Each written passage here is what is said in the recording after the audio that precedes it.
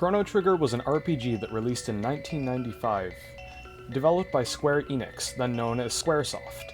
The game's plot focused primarily on time travel, with the writing focus on character interactions and cause and effect, with themes such as comedy, hope, victory, despair, and tragedy. This sounds like some especially heavy content for the time, and it really was. At the time, if you wanted to know a video game's plot, you'd look at the 2 or so paragraphs in the manual.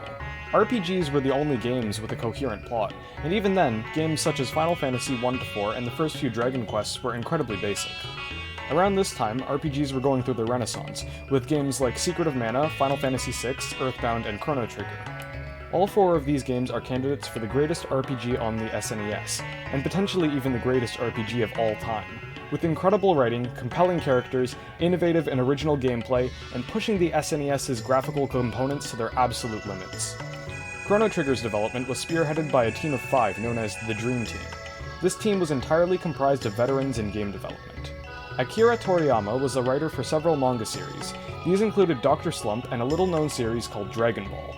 Nobuo Uematsu was the game's primary composer, until a student of his who was working as a sound engineer, Yasunori Mitsuda, demanded the following: "Let me compose or I'll quit." During his time composing, Yasunori frequently would end up forgetting to eat for the entire day, fall asleep in his office, and produce melodies and songs for the game out of what he heard in his dreams. Yuji Horii programmed and wrote for several other RPGs, and is most known for being the creator, writer, and producer of Dragon Quest. Kazuhiko Aoki was a designer and producer for several Final Fantasy games. Lastly, Hironobu Sakaguchi was a director, producer, and writer for the Final Fantasy series and Blue Dragon, and was one of the first members of the Dream Team. Another incredibly important member of the development team who isn't officially on the Dream Team is Ted Woolsey. Ted Woolsey was a popular localizer and translator known for his work on several other RPGs such as Final Fantasy VI and Earthbound.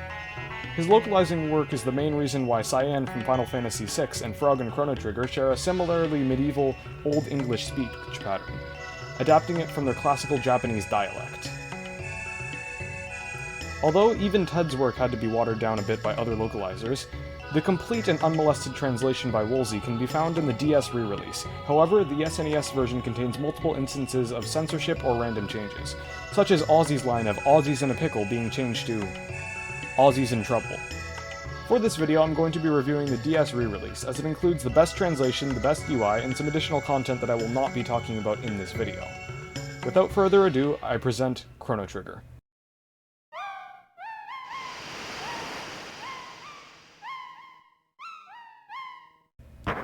The game starts with the main character Chrono, his mother, telling him to wake up and that it's time for the Millennia Fair, for it is now the year 1000. Chrono's friend Luca is also going to be there, and that's it, you're off. Chrono Trigger is incredibly open. You're given an objective to further the story and the option to go wherever or do whatever before then. You can interact with some NPCs for varying dialogue. There's nothing too helpful around, however. If you speak with someone who isn't plot important, you can still walk around while the dialogue plays. This is a feature that honestly every RPG in existence should borrow, since it completely eliminates the boredom of accidentally talking to the wrong person and having to drag through 800 lines of text. That being said, just about every NPC in Chrono Trigger will usually have something interesting to say about the world around them, or maybe even something helpful for battle mechanics, enemy weaknesses, or progression. You can also encounter some enemies in the forest, or you could just run around them. One of the many things that Chrono Trigger excels with is its combat system. Enemies appear in the overworld and won't attack you unless you come into contact with them, meaning that with enough knowledge of the map, you can completely ignore most encounters. The bottom screen has a map which does an excellent job of telling you how the room is structured. However, there exists no map for an entire area, it's only for the current room you're in. This is only a real issue in parts of the game that are really expansive and have lots of rooms that you may want to backtrack to, but it still should be mentioned. The encounters themselves are both engaging and difficult, even in the very first part of the game. The game is a combination of real-time and turn-based strategy, where both you and your enemies have to wait for your turn to happen before attacking. Unless you're in an attack animation, everyone is still waiting on their turn, meaning that if you're not fast enough when selecting your move, you're not only holding up your allies' moves, but also the enemies around you can attack. Enemies are also incredibly aggressive and will gang up on your characters, which I especially admire since it completely blanks on the heal and revive spamming which plagues many RPGs at the time, as a way that completely bypasses difficult encounters and bosses while lacking skill entirely. Techniques are essentially the special attacks. This includes elemental attacks and other non-basic attacks. Some techniques will hit in a pattern. For example, Chrono's Cyclone will hit an enemy and every enemy adjacent to it. Luca's Flamethrower will hit its target in a line, meaning that other enemies between Luca and the target will also be struck. Some attacks will hit the entire screen, while others may only hit a single enemy. It's incredibly important in lots of encounters to figure out the best plan of attack based on the positioning of the enemies and the attack spread of your techniques. However, enemies can move, and your turns come up really fast, making quick thinking a lot more important than planning out in battles. At the Millennia Fair, there's a bunch of mini-games and stuff to do, but it's not that important. Around here you can do stuff to either ruin or make people's days, like you can eat this guy's lunch, or return a cat to this girl. Another thing you can do is bump into Marl. She'll ask you if you've seen her pendant, and upon giving it back to her, she'll join you. Eventually, Chrono and Marl come across Luca's showcase, which is a teleporter. Simply step on one platform, let Luca and her father do their thing, and suddenly you're on another platform. Marl asks if she can also use the teleporter. However, it has a violent reaction to her pendant, sending her to God knows where.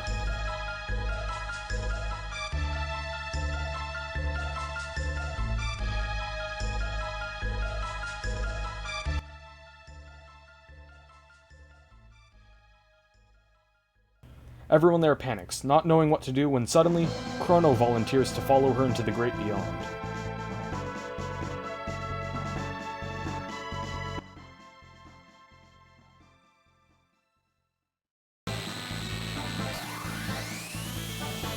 Entering the portal plays this neat animation that honestly astounded me since this game was originally for the SNES. Chrono comes to in a somewhat foreign area. Everything here, while still looking out of the ordinary, is somewhat familiar. He's then also swarmed by monsters. The fights in this area are mostly avoidable. Only one can't be evaded, while the rest are technically optional. After leaving the mountains, you come to what appears to be the Kingdom of Guardia, where you just were 5 seconds ago. However, something's really off.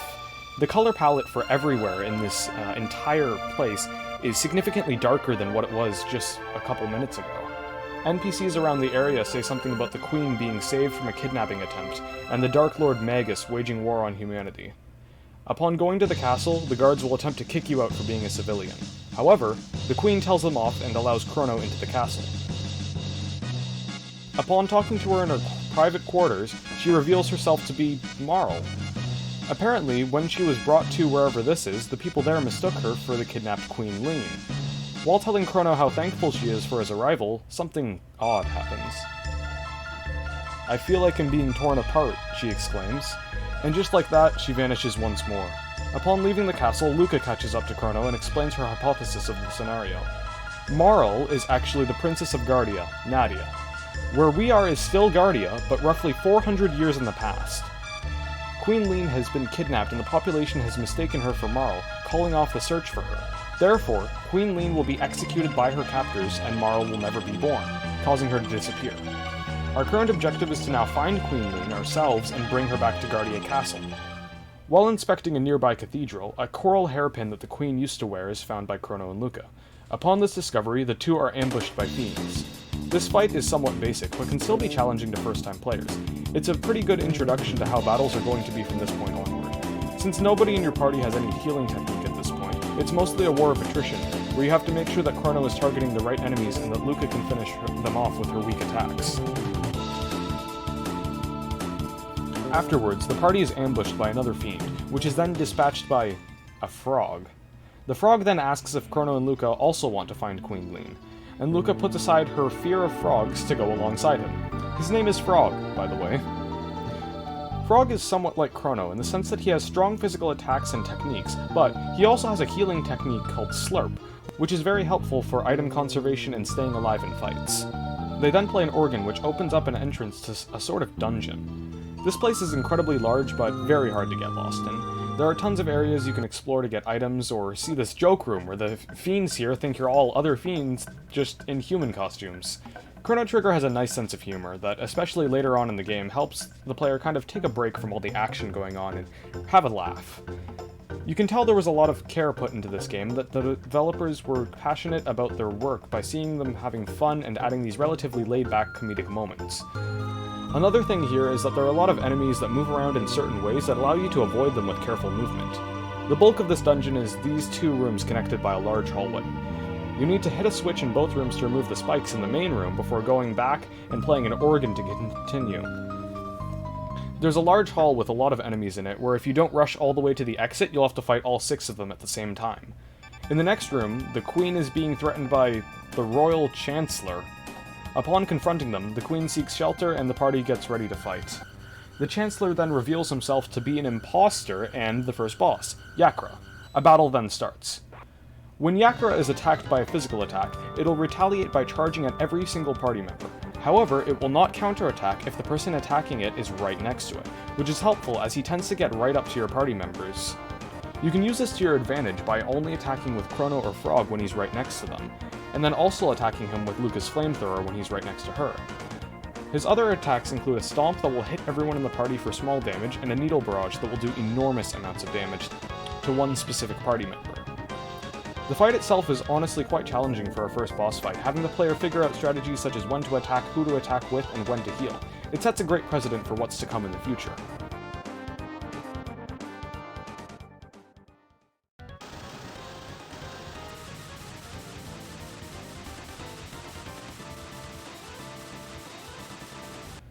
Once the battle's concluded, Gleam regroups with the party, they collect the actual Chancellor, and all depart for the castle.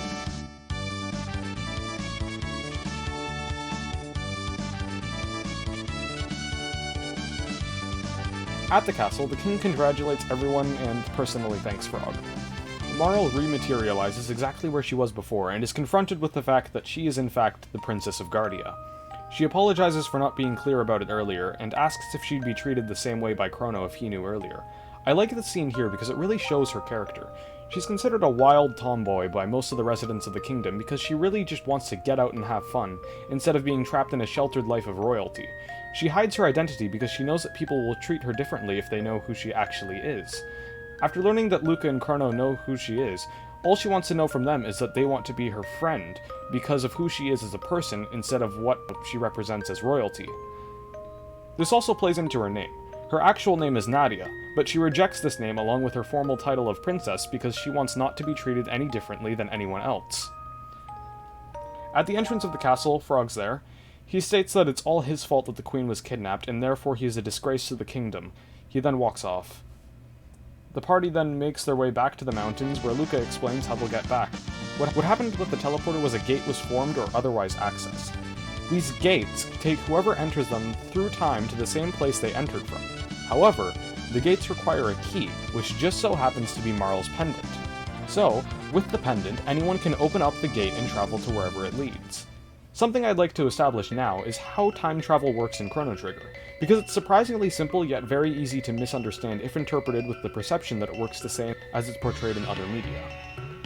Several gates are connected to different eras. Each gate does not connect to a specific date in time. So if there was a gate that connected to, say, the year 2000 from the year 1000, and I traveled from, say, January the 14th of 2000, I'd come to January the 14th of 1000. Then, if I say waited a day, so it was now January 15th of 1000, and traveled back to the year 2000, it would be January the 15th in the year 2000. And if I went back to the year 1000, it would be January the 15th since both of the gates aged a day. Essentially, every single gate is aging with the flow of time, as opposed to existing at a fixed point in time. Back in the present, the party agrees to call it a day and go home. Chrono takes Marle back to the castle when... Apparently, Chrono is wanted for kidnapping, and we've been out long enough for Marle to be considered missing by the kingdom. Chrono is taken to court. This is a very memorable part of the game that utilizes a lot of the cause and effect that the rest of the game's plots and subplots hinge on. Basically, during this court case, the Chancellor and Chrono's lawyer will bring out witnesses that portray his character as either a good Samaritan or a sinful criminal, depending on what Chrono has done at the Millennia Fair. Everything Chrono's done will impact the verdict and even the dialogue stated. This is not only impressive from a game development perspective, especially considering the original release was for the SNES, but it's also impressive from a world-building perspective. Something very clear throughout the entire game is that the world is a living and breathing world. Everything interacts with each other precisely as they would in the real world. There's a cause and effect for everything, which helps the player fully immerse themselves in the game. If the judge finds Chrono not guilty, he'll be charged with aiding Nadia's escape instead of grand kidnapping, and be sentenced to 3 days of solitary confinement. When the Chancellor brings Chrono to the prison, he'll overwrite the judge's statement and claim that Chrono is to be executed within 3 days. If the judge finds Chrono guilty, he's sentenced to execution within the next 3 days. Marl will attempt to intervene, but is stopped by the king, who proclaims that all he's ever wanted of her is for her to behave like a princess, before leaving with her, while the Chancellor and some guards escort Chrono to prison. Until his execution, Chrono is to be placed in solitary confinement. What follows is entirely up to the player. One possible way to progress from here is to harass the prison guards until they come over to beat Chrono. Chrono, however, does not take too kindly to police brutality, and pulls out his katana, which for literally no reason whatsoever wasn't confiscated by the guards, and whacks him on the head with it before engaging in a brawl with the other guard. From here, the prison is a fairly simple dungeon with a neat twist. Guards will sometimes ambush you, however, the ones that don't ambush you are on lookout, and while they're looking away, you can sneak up on them and knock them out and steal a potion from them, while also avoiding an encounter. Eventually, at the entrance of the prison, Luca will burst in, say that she was looking to free Chrono, but that it evidently wasn't very necessary. Then she knocks out the prison guard with what appears to be a sledgehammer. Don't worry, he's most likely asleep. Back in the prison cell, another option is to wait for the execution. After 3 in-game days have passed by, which is roughly 1.5 minutes of sitting still and checking your email, upon Chrono's execution, Luca arrives to bail him out by obliterating the prison guards with a gun. From here, Chrono and Luca make it out of the prison completely unmolested by ambushing guards, as Luca's cleaned house with all of them. Next to the warden is a document stating some information for a new weapon created by the Royal Army. Some sort of tank that's immune to fire. Anyways, at the exit, the Chancellor himself wheels out a dragon tank with intent to dispatch Chrono and Luca with it.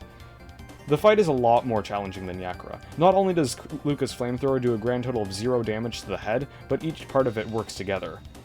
Each part has its own separate health bar and functionality. The head will periodically heal every part of the body, and as such is most likely the first thing that should be eliminated. The body will fire missiles, then, when one of the head or wheels are damaged, it will fire lasers too. The wheels are probably the most dangerous, as they will periodically charge up and ram Chrono and Luca, dealing massive damage to both of them.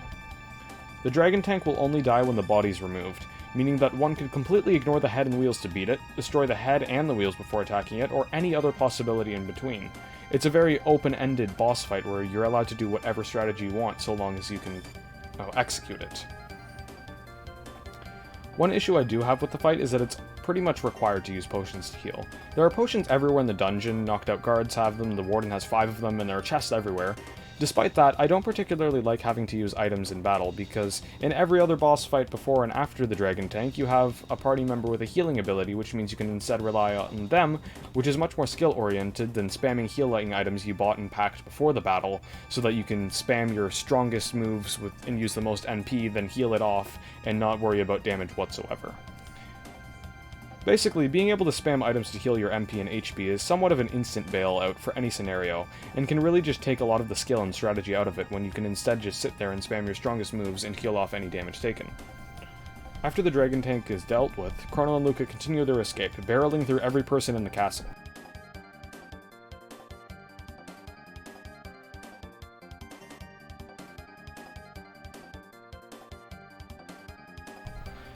The party is cornered, however. Marl intervenes by calling off the guards. The king urges her to stop, and Marl essentially says that he's being too overprotective and not thinking of her as a person.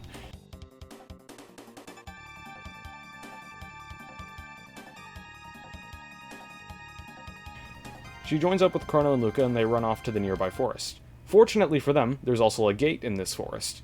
With no other option and the castle guards rapidly encroaching, the party enters. The other side of the gate is dark, unmaintained, and filled with pipes, wiring, and metal panels. Outside is a complete wasteland. There's a dome nearby where the people inside claim that beyond some ruins there are other people. The ruins are filled with garbage that looks straight out of the 21st century. Assorted metals, traffic lights, cars, and scraps of buildings. The enemies here are unforgiving, and the rats around the place will take your healing items if you come into contact with them. The map itself is a massive maze, and the encounters are very good at introducing players to using techniques with multi-targeting properties on groups of enemies. The encounters here also heavily encourage targeting specific enemies and enemy types. The floral horrors here will heal everything around them, but aren't much of an offensive threat. This means that in an enemy formation containing them, the optimal plays are either to eliminate the other enemies if it's possible to do so within one turn, or to dispatch the floral horrors first. In the other dome, the people are surprised that the party managed to traverse the ruins. Upon talking to some of the residents, it's revealed that some form of guard robot has gone haywire in the food supply and is preventing them from gathering food. The party agrees to go down and check on it, to the surprise of everyone in the dome. Something's happened to this world. It's turned its residents into cynics who have abandoned any hope at life. The last thing they say is that there's something different about the party. Upon entering the food storage, the party's ambushed by a gigantic robot. A boss battle ensues. The boss here has 3 parts, the Guardian and its 2 pods.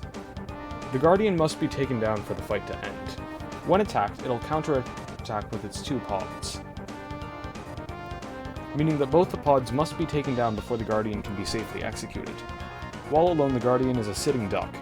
It'll spend a couple turns before reviving the other 2 pods, but until then, the party can brutalize it and recover off their damages. The battle is honestly quite simple. Just beat the pods, heal, then rush down the Guardian. After the battle concludes, the party makes their way to the food cellar, except the refrigerators have failed and everything inside has been spoiled for who knows how long. There's nothing left but a single seed in the dead man's hand. Before making it to the surface, the party decides to check out the rest of the basement, and the enemies here are interesting. The exterminators will target any movement, which means they'll attack any character that executes an attack, but they'll also attack the rats that they're supposed to be battling alongside, since they're moving too. The party will eventually stumble upon something, a computer. Luca determines that this must be a supercomputer and that she could use this to determine any potential gates, since the one that brought the party here is nowhere to be found. There is one gate located east of some more ruins somewhere called the Proto-Dome, so that must be the next destination for the party.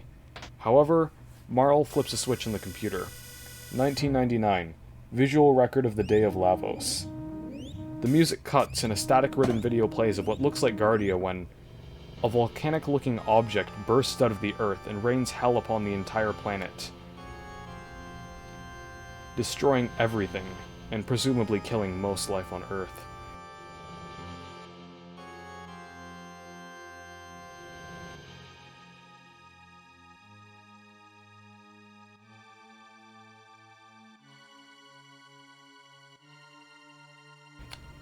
Chrono, Luca, and Marl are in the year 2300, 301 years after the world changed forever. This is their future.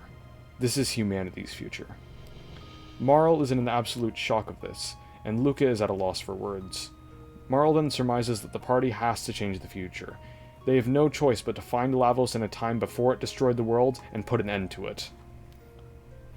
Upon returning to the Dome Dwellers, they ask if anything was found. Marl says that they've discovered that this is their future. Nobody seems to care.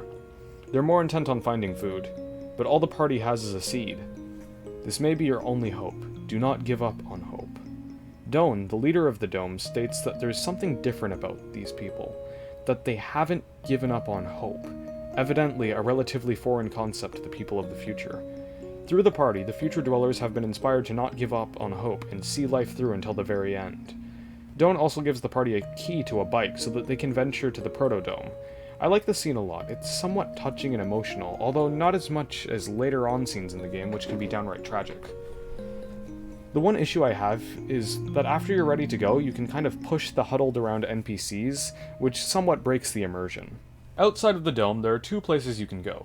The sewer, which is entirely optional, and the ruins, which is where you're supposed to go. You could access the sewer even before entering the dome. However, for the sake of simplicity, I like to say this is where the paths diverge. The sewer is a fairly simple dungeon which contains several puzzles related to situational awareness of the environment, how clicking certain switches will change the place, how a wall texture can allude to a secret passage, and also this stretch of land where if you produce a noise, enemies will attack. The enemies here are tough. They mostly use magical attacks and attack in huge numbers, which can wear down your party members very quickly.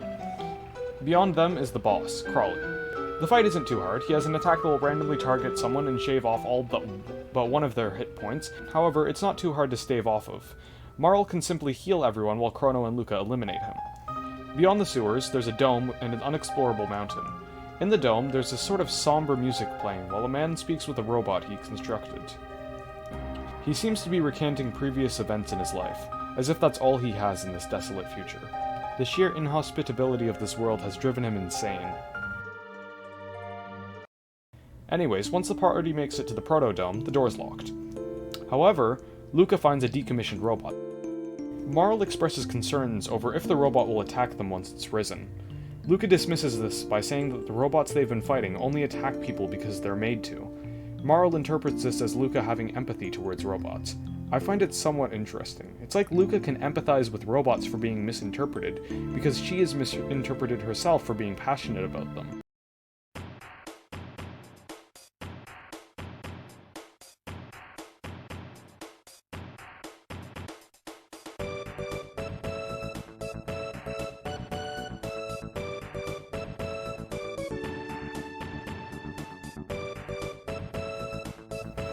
Once Luca's finished, the robot seems pretty friendly. Although, he's a bit too formal and has to be told by Marl not to address anyone by any formal titles. Luca asks for his name, and he responds with his serial number. Being the autistic 4chan using NEAT she is, thinks it's awesome. Marl has Chrono come up with a name, and the canon name for him is Robo. Very creative. Robo asks what happened to the world, implying that he was created before Lavos ended it all.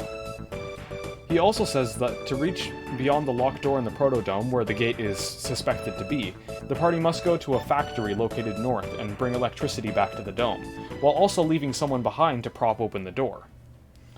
The factory is a fairly large dungeon. There are 2 elevators, which both bring the party to different floors. Around the place there are a bunch of chests and whatnot, but not many secrets.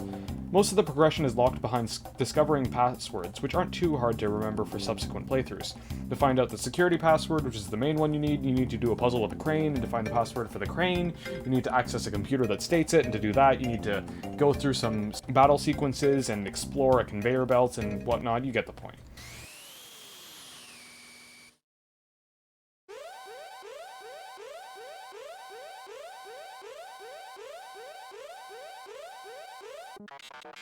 Once Robo restores power to the Protodome, a secondary security system activates, and everyone has to escape now.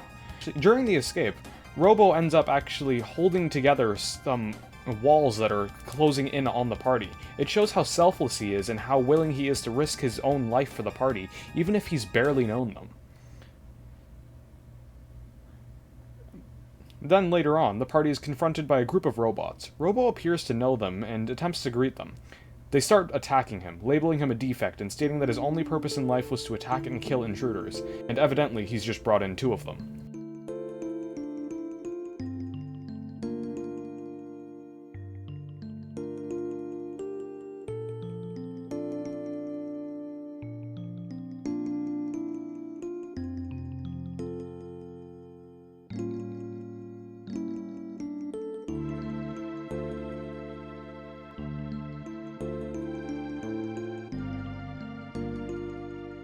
Eventually, they leave him somewhere, and the party confronts them, and a boss battle is initiated.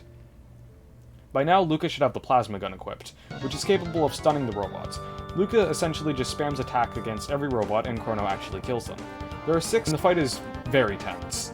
They can dogpile Luca and Chrono quite easily, meaning that careful and more importantly fast playing is extremely important. Choosing your characters for this fight also presents an interesting dilemma, because while Luca is able to support with her plasma gun, Marl is able to directly heal Chrono, making it much less of a race against the clock before both your characters are dead. However, Marl can't do much outside of heal, and her attacks are very weak, and she has no techniques that deal damage. Although the same can be said about Luca, but she has the added effect of being able to stun the robots. After the fight, the party retrieves Robo and Luca fixes him back at the Protodome. During this, Luca inquires of what Robo wants to do when he's prepared. Nobody has ever asked him this before. This is his first time he's ever been capable of making an autonomous decision.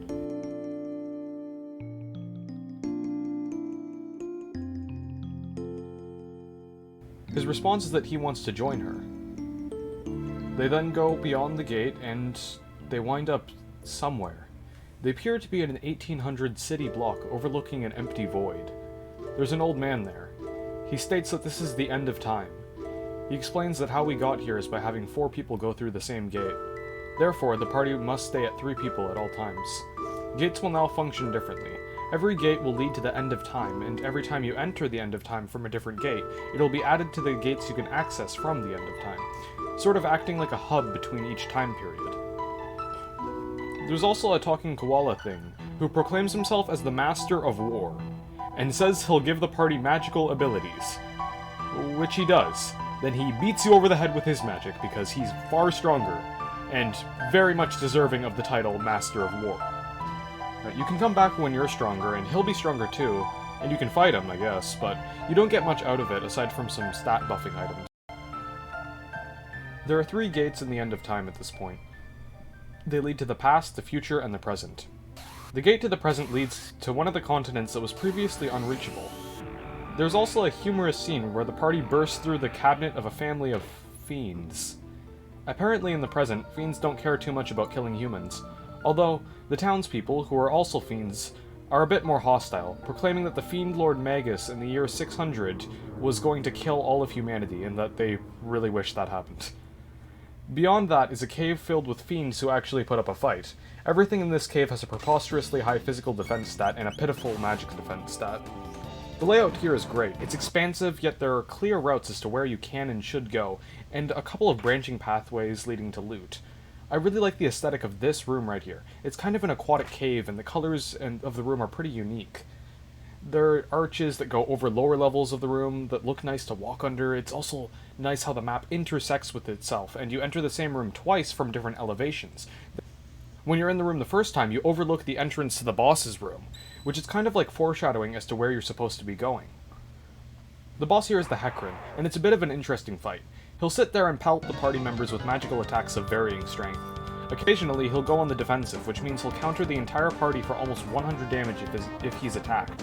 That's almost half of anyone's health, so you can use this as an opportunity to prepare a turn and heal the entire party as opposed to attacking. From here, it's just a war of attrition. Your main goal is to attack while he's in offense mode, not get worn down, and make sure that you don't accidentally attack when he goes on the defensive. It's a great fight that really takes advantage of the real-time fight mechanics and how enemies can go in between different states in battle. When the Hecarim is killed, he'll lament that if Lord Magus of the 7th century had brought upon Lavos to the world and destroyed humanity, this wouldn't have happened. And now we have a lead on Lavos. Magus created it in the past. In 600 AD, the bridge that connects the southern continent to the north is being blocked off. There are soldiers there, and the captain said that they've been fighting for so long that they'll starve to death if they don't have any provisions. 2 things happen in the castle. Firstly, the guards say that some hero has arrived to win the war against the fiends. Secondly, the captain's brother, the cook, gives some spiced jerky to the party. Upon bringing this to the captain, Chrono's able to miraculously feed the whole squadron. This is a reference to the time Jesus Christ was able to feed an entire multitude of people with a basket of fish and bread. There are a lot of biblical references in the game, with Chrono taking the place of Jesus, which is something interesting to think back on after completing the game. Immediately after feeding the battalion, the defenses have been breached, and Magus' troops are pouring in. What follows is an extended battle sequence where the party traverses the bridge and battles a ton of enemy formations. The battle theme also plays seamlessly throughout and in between battles, which makes it very immersive. It gets the player pumped up and fully immerses them in the combat sequence. The commander of the fiends, Ozzy, will taunt the player between fights. This right here is possibly one of the most important parts about having the proper translation on the DS. When Ozzy is damaged and the fight ends, he exclaims, "Ozzy's in a pickle," which is one of the best lines I've ever heard in a video game. At the end of the bridge, Ozzy uses the fiends on the bridge to form a boss, the Zombor. The Zombor has 2 sides, one that absorbs magic and one with an extensive physical defense stat. The goal is to kill both sides by targeting each with specific attacks. When the lower half dies, it damages the entire party for pretty considerable damage. When the upper half dies, it deletes the MP of whichever party member last attacked it. This gives some wild depth to strategizing how to kill Zombor, as you can decide to only attack the top half and recover off the damage, or spam strong elemental attacks like Ice Sword, Supersonic Spin, and Antipode Bomb, then after getting MP busted, only use physical attacks on the lower half. Now the southern continent is finally accessible. Apparently, a legendary hero who will shift the tide of the war is a boy from this continent. There's also a forest around with a bush that leads to Frog's house, sort of. The king's been wounded. Frog takes this so seriously that he just wallows in his misery instead of doing anything else. He's supposed to be the great protector of the royal lineage, but he's seen himself as nothing but a failure over the past few days, and is questioning if he'll ever measure up to the standards of a royal knight. In the mountains, the party finds a child fleeing. They ignore this and continue on. The enemies here are interesting. There are birds that will alert other enemies when interacted with in the overworld, meaning that they'll cause other enemies to join them in the encounter. And there are Ogons. The Ogons come in two forms, ones with hammers and ones without hammers. The ones with hammers have incredible defense, attack, and health. However, when attacked with a fire move, they'll lose their hammer and return to their base form. The mountains are quite big, with lots of hidden treasure, unique enemy encounters, and unique room layouts. There's a waterfall that stretches throughout the entire map, and if you go down it, it'll take you all the way to the bottom of the mountain. However, it will take you to a specific part of the bottom of the mountain, where you can find a special item which will increase the health stat of whoever wears it. Another unique element is this bird ninja here. It will throw rocks and fight you if you get hit by them, but if you dodge them, it'll flee. There are unique interactions like this all over the game, and it goes to show how much care was put into it. At the summit of the mountains is a shrine containing a child who exclaims how he wants to be like the wind. At the end of the shrine is the Masamune, the legendary blade of a true hero. The child, Masa, calls out for his brother, Mune, and the two begin a test to see if the party's fit for the blade. A boss fight starts against Masa and Mune. If one runs out of health, the fight ends, so you only need to focus on one of Masa or Mune. They also share the exact same stats, so simply choose your least favorite mouse creature and go wild. After Masa and Mune go down, they merge into the Masamune.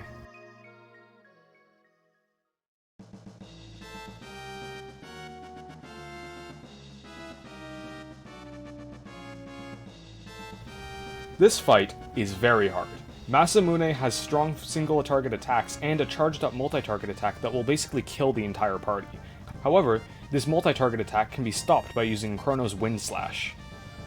The fight is about conserving the health of everyone in the party, cancelling the Cyclone attack, and damaging Masamune whenever possible, while also preserving Chrono's MP so that he can continue using the Wind Slash. An important thing to note is to not go into panic mode and start spamming whenever you think you're pretty much about to die in a futile effort to make it go down before you do. It's important to try and get back up from near death and assume Masamune is also near death and throw strategy out the window. This kind of mid-battle strategizing should persist throughout the game. Eventually, Masa and Mune relinquish the Masamune, or at least what's left of it, as all that's there is a broken blade.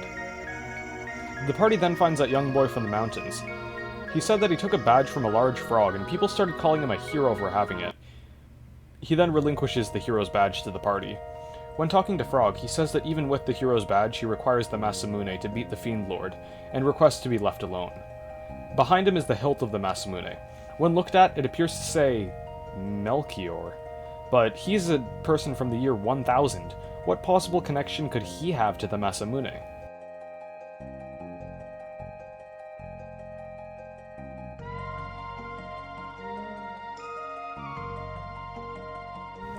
When asked, he says that it's a rather long story, and more importantly, a material known as Dreamstone is required to reforge it, but such material has been lost to humanity for many years. Guess we have to go back in time for many years. How many years? As many as it takes. How long can we go back? Prehistory. 65 million BC. The Gateway comedically drops the party off a cliffside and directly into battle against Mark Zuckerberg's ancestors. The party's swarmed when a cave woman appears and clobbers everything in sight, max on Chrono, and hits on Luca. Her name is Ayla. She's the chief of a local village. She asks the party to come with her to said village. The enemies around here are colorful, creative, and goofy. One thing established is that dinosaurs really don't like lightning, and it will severely weaken their defenses. At the village, Ayla decides to throw a celebration in honor of the party. Everyone starts partying around and getting drunk. Depending on who you have around, you can see your party members doing various things, such as Marl dancing around, Luca getting completely wasted, or Robo being mostly out of it, for he is a machine and cannot drink alcohol. Then, Ayla decides to bring out a Dreamstone, saying that she owns it because she's the strongest in the village. But if Chrono can beat her in a drinking contest, it can become his. The party wakes up, hungover with the Dreamstone, their sobriety, and the gate key stolen. There are tracks from reptites everywhere, leading Ayla to think that they stole their stuff. Ayla gets ready to track down these reptites.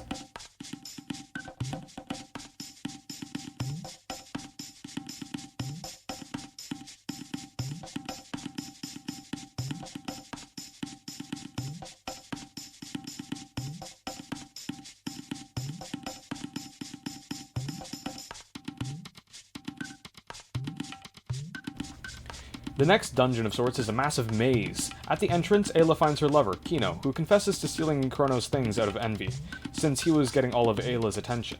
The two make up, but the Reptites have already stolen everything from Chrono. The maze itself is pretty great. There are several clear paths of tracks that don't necessarily hold your hand as you follow them, meaning that you can kind of non-linearly explore the place and go pretty much wherever you want, finding treasure, new areas potentially, and replays, and going through it, of course, to find the exit. Every single time I play this specific part of the game, I feel like I discover a new route. The enemies also start to pick up in difficulty. Encounters start to have the player ask questions such as, what should I take down first? What's the best way to take down this enemy? And how should I use each member of the party individually? Ayla is also assigned to the party. She's somewhat stronger and faster than Chrono, making her the physically strongest character in the game, but she cannot equip any weapons and doesn't have any elemental techs. Her techs are exactly like her stat spread and the rest of her characterizations. In other words, smash! There's nothing too much of note other than her healing tech Kiss and of her being the second most physically defensive character out of the cast, meaning that she's best used to maul physically oriented enemies without much healing required on her part. The Reptite layer is after the maze. The Reptite layer is also quite interesting. You enter it after exiting the maze. You go through some holes that each have a battle you must win, and everything in here aside from the Reptites and a couple of other things will turn into complete wimps the moment they're electrocuted by Chrono. So basically, Chrono can shock everything and the rest of the party will just destroy them. They can't even move while they're electrocuted. There's a long corridor with some actually hard fights in it, and a branching path. One way leads to the entrance, and the other leads to Ayla, the queen of the Reptites. Ayla is an interesting character. Despite living in prehistory, she's rather well-spoken, and seems to understand more about the world than anything else here. Almost like she's more advanced than humanity at this point. Fittingly, she sees humans as nothing more than hairless apes, and questions the party as to how humans could have created something as sophisticated as the gate key. Of course, she's unaware of its functionality and doesn't even believe the party if they tell her the truth about it, deciding to instead have her roided-out Triceratops guard demolish them instead. This is Nisbel, and it's absolutely brutal. The first thing you have to do is electrocute him to lower his guard. Then, you have to survive as he unleashes some of the most brutal attacks possible against each member of the party. Periodically, Nisbel will discharge the electricity he's been struck by, damaging the party insanely and raising his guard again. During the fight, you'll be tasked with keeping the party healthy before every electric discharge, carefully managing Chrono's MP so that he can continue using lightning, and attacking Nisbel between discharges. Managing Chrono is especially difficult, as you want to use his strong techniques such as Cleave, which is roughly the equivalent of a critical hit, but you want to make sure that you have enough MP to continue lowering Nisbel's defenses, as he also has a lot of health. It's a very hard fight that will make you think and will also make you execute your theories as efficiently as possible. You might even have to change your party's structure to accommodate the fight.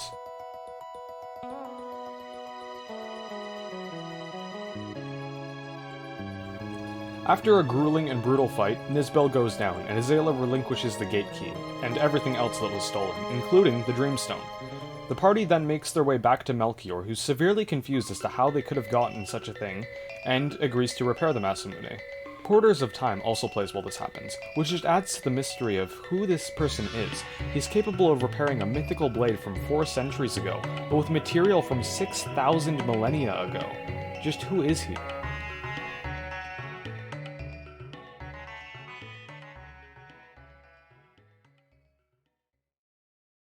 Anyways, after giving the sword back to Frog, he states that he must think over what to do. Over the course of the night, he's confronted by his past. A mighty knight by the name of Cyrus leaves Guardia for a campaign, collecting a young man by the name of Glenn to be by his side. The two of them, although primarily Cyrus, fight many a fiend, bringing peace to the land and even reclaiming the hero's badge, the ultimate symbol of heroism and bravery.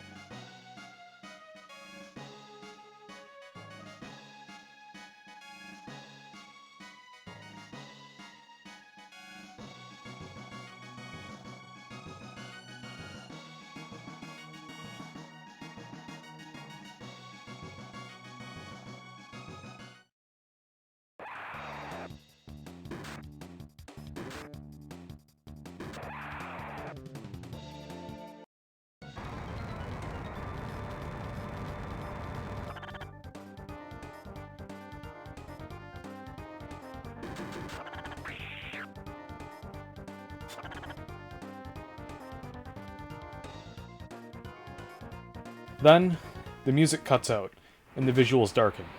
All that can be heard is a bitter black wind, and the echoes of countless strikes and slashes. Cyrus's sword, the Masamune, shatters. Cyrus and Glenn are face to face with the Fiend Lord Magus.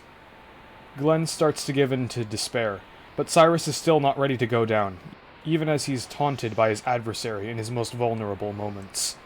Cyrus proposes that Glenn escapes with his life, sacrificing himself. Glenn refuses this at first. Cyrus is killed.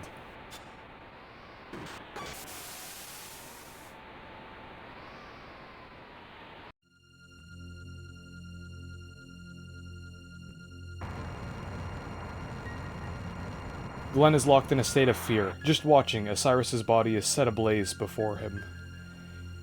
Magus and Ozzy taunt Glenn by discussing what should be done with him.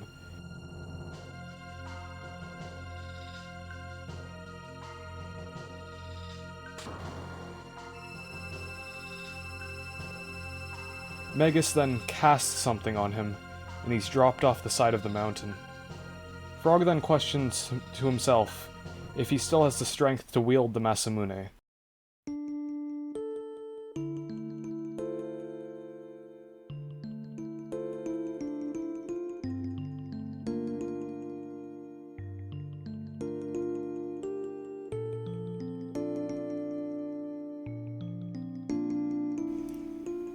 He rejoins the party, and they make their way to the entrance to the Fiend Lord's lair. Once there, Frog has another flashback. It's of Glenn as a child being bullied, and Cyrus having to help him. He's confronted with the fact that he has not the strength to attack someone. He's too weak-willed.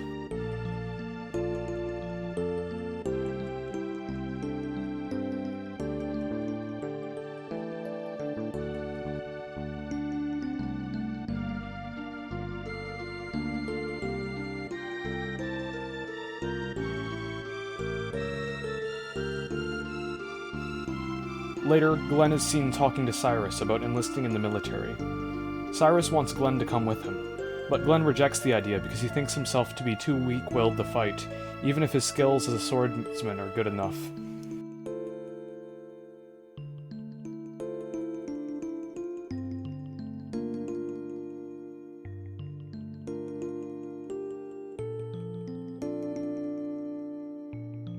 Then, the scene cuts to Glenn being attacked by Magus, and then to Frog laying helpless at the bottom of the mountain, the hero's badge drifting towards him, symbolizing what he must accept for himself but has not yet the strength to do. This segment here is one of the strongest in the game in terms of storytelling. It really shows how tragic Frog's character is and recontextualizes his actions previously.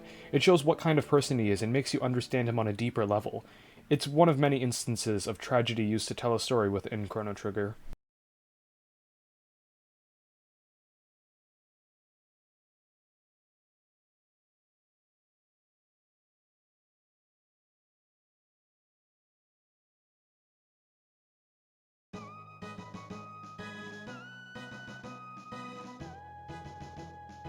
Frog then finally accepts the Masamune and vows to use it to end the Fiend Lord. He uses it to split the mountain in front of him in twain, and continues forth. There's a small cave here where every enemy has insanely high physical defense, but almost zero magic defense. Also, with Frog in the party, you can take him back to the end of time to give him water magic, which is very helpful for the Fiend Lord's lair. Beyond the cavern is a mightily fortified castle, Magus Keep.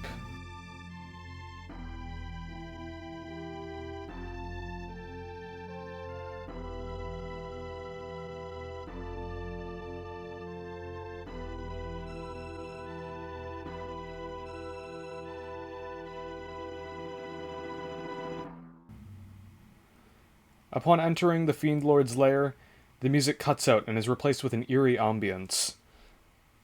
There are two pathways, each leading to a separate boss. The path on the left takes you through a hallway where the NPCs have some rather peculiar dialogue. You can also go through them, which is especially strange. The path on the right has several NPCs whose sprites and dialogue vary depending on your party's composition. It's important characters for each party member you have. They all express concerns for the party. Each hall has an empty throne at the end. Upon coming back to the entrance, a save point is formed. Once entered, the party is attacked by Ozzy, who summons forth several enemies to dispatch them. When Ozzy spawns, music replaces the previous silence. It's almost entirely ambient, and rather creepy. The enemy encounters here also do not play the usual encounter theme, as to not break the freshly established atmosphere. Everything here is magically weak and physically strong, although that doesn't mean they'll fall apart to a weak magic attack. They ramp up in health and attack, which can make dealing with lots of them at the same time very difficult.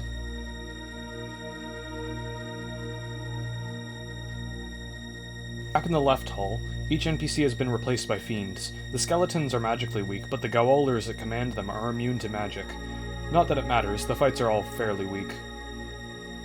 Once they're dealt with, the fiend General Slash shows his face and a boss fight ensues. At first, the fight is rather standard. Slash will go around and attack members of the party for noticeably high amounts of damage. Eventually, he'll grab his sword and deal damage to every member of the party. From here, his attacks ramp up in damage, and he will also start attacking multiple members of the party at once with area attacks. The fight's mainly about making sure each member of your party is healthy, even though he can attack multiple of them at the same time. Eventually, he gets to a point where he will counterattack all attacks, meaning that it's best to only attack him with characters that are at full health, then to heal them afterwards. Once he's dead, Chrono can equip his sword, and also a save point spawns where he was. The other hallway must be cleared now. There are some very interesting enemy formations here, like 4 magic-weak enemies and a sorcerer who can support them through healing and is immune to magic. Upon entering the Chamber of Flea, whatever it is, kind of dies instantly, and takes all the MP of whoever killed it. Then, the actual Flea spawns in, revealing himself to be a bat that was following the party from the cave entrance all the way to here. The fight is not that hard, to be honest. Flea will occasionally put a party member to sleep, attack someone, get Chrono to attack everyone, or just attack everyone himself. The fight is just kind of there. It's not that hard if you keep everyone healed, and towards the end of the fight, he'll counter physical attacks by having Chrono attack the entire party for large amounts of damage, but at this point he's basically dead. It's not too hard of a fight. It's basically decided on who got MP busted by the fake Flea. If you plan accordingly, you basically win. The visuals are also very nice. Just by the way.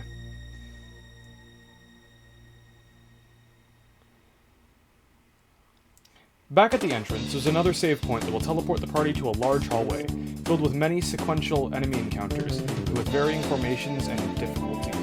The battle music also does not end between encounters, which I think is excellent. It conveys a mad rush to the exit, where the party just has to barrel through everything in their path, which I think absolutely fits this segment. At the end of the hallway, Ozzy is there. He calls upon Slash and Flea in vain, as they've already been disposed of. Once he realizes the absolute pit of despair he's fallen into the grasp of, he reprises his fitting signature line of, "Ozzy's in a pickle." For the next few rooms, there are a bunch of traps that Ozzy lays out for the party, which provide interesting interactions between the overworld and the party, which is a completely unique idea for a JRPG at this point. There's a 2D segment too, where bats and other enemies will hover around the party and roundillos will approach them. Coming into contact with a roundillo will engage a battle. There are ladders which can be accessed to avoid the roundillos. One of the enemies here is a juggler. If you attack it with physical attacks, it'll increase its physical defense, leaving its magic defenses weaker, while the inverse also applies. It's an interesting take on an enemy, and I think more games should try experimenting with things like this.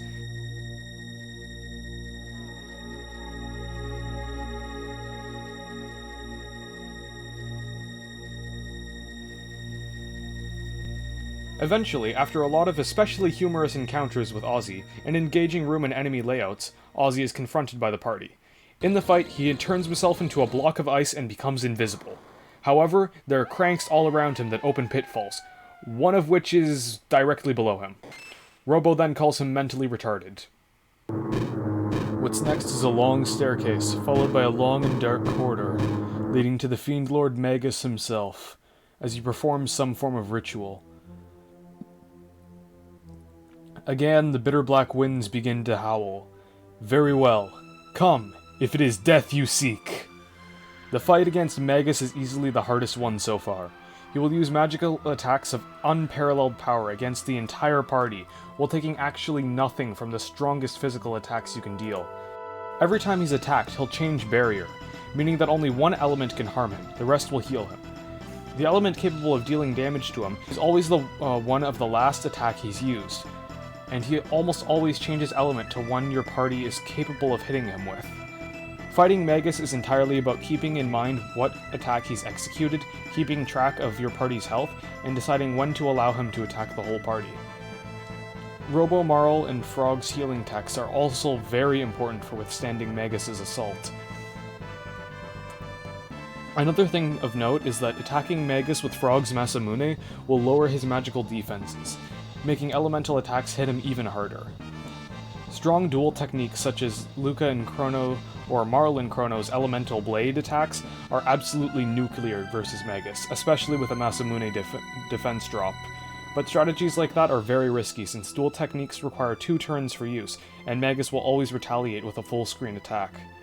Additionally, Magus's full screen attacks will also do more than you can heal within a single turn, meaning that you're going to be chipped down slowly, or you'll have to spend a turn on the back foot by not attacking him and instead healing again. The sap effect from his Crimson Rain attack also exacerbates this, as it slowly chips down your character's health as the battle progresses. Eventually, Magus starts lowering his own defenses to charge up a spell. During this time, his physical and magical defenses lower to roughly the same level, and you can start pulverizing him. This is also when your party should probably be mostly out of MP, which is good because Magus is now weak to physical attacks. It's quite impressive that they were able to just kind of know exactly that the halfway point of Magus's health bar would correspond to where people would start to run out of MP and have to use physical attacks, so they built the fight around it. This is absolutely top-tier game design. Magus will then unleash Dark Matter, which basically puts every member of your party into kill range by another magic attack, meaning that if you've queued another attack, then you'll probably have to heal very fast before you actually just die to his next full screen attack. You'll probably die a lot fighting Magus. It's a fight that requires a lot of strategizing, and that's derived by figuring out what works and what doesn't. It's a really fun game of endurance. Eventually, after a massive war of attrition, and probably a full drain of most of your party's MP and HP, Magus will finally go down. However, the ritual for Lavos' summoning goes awry. Magus claims that Lavos shouldn't be awoken at this point in time, contrary to the party's previous notion that Lavos was not in fact awakened but rather created at this point in time. Lavos' energy then goes haywire, forming a gate of colossal proportions that takes the entire party and Magus somewhere.